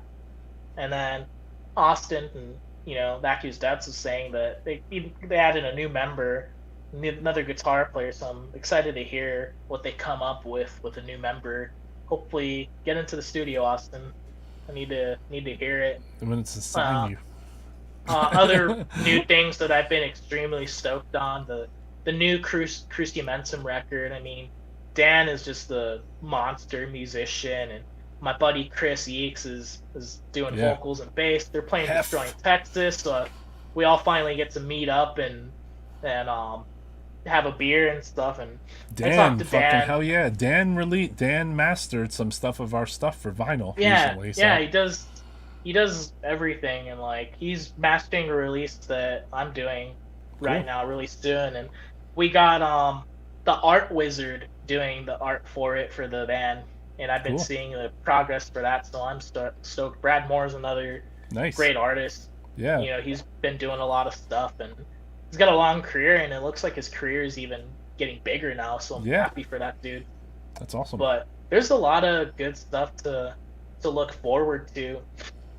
I've been waiting for that Crucimentum record forever, and obviously like it blew me away, and I already know it's gonna be new Mephitic Grave. All right, there we go. There's our winner. So yeah, anybody, we're gonna wrap this down now. Again, anyone who tuned in for this marathon of a show, appreciate you, man. Everybody that tunes in normally, Death Metal Podcast is the service of Necroharmonic, I guess, and we just go on here to promote death metal, basically. If you want to support Necroharmonic, I could show, I guess, something. We have shirts, or we have old photos of people from Indonesia. Let me see here. We got Necroharmonic shirts if you guys are interested, and we got Sequestrum shirts, so definitely check out, and new Undergang shirts. I need to get those from you. Desert Wasteland shirts, Undergang. Buy that stuff, man. Buy some merch and help support underground record labels, man. You better print mine tonight. I gotta put in the order. Yeah, so to support the underground, dude. And thank you, Sean, for coming on to talk about the label and go over the history of everything. And that was fucking awesome, dude. So thanks for having me on, dude. I'm glad I could finally get on here. It's been like a long time in the making to be able to get on we did the here. interview and we didn't show it, so that was like different for me. I didn't understand that I had to do the live thing back then, so now I did. That way I don't have to edit it. No, Thank you, man. Thank you, Phil. Appreciate it, bro. You always support, man. You too, Dylan. I appreciate the guys that support all the time and the new watchers. Hopefully you guys can get something out of this later. Go check out Desert Wasteland's Bandcamp at the minimum and go listen to some fucking tunes, man. Hell yeah. Thank you. Yeah, DMP and DWP, the goats. The demos were better. So we're out of here, though, guys. I appreciate everyone who tunes in to the show. And Sean, thank you, man. Appreciate the long talk. And thank you, dude. This has been Death Metal Podcast for everybody. Go buy some stuffs, as this man says. Some DVDs. All right, man. Good looks. Go buy some stuffs. Here's the websites if you guys want to look one more time. DesertWastelands.com and then Necroharmonic.com. This is the best way to support the channel, basically. Hails to everyone that has come out and eviscerate from New Zealand, exactly. And then thank you to anyone who says basically joined our long form conversation on Death Metal Podcast. So we're out of here for tonight, and And then I'll see you guys next week for the episode with Drew Elliott.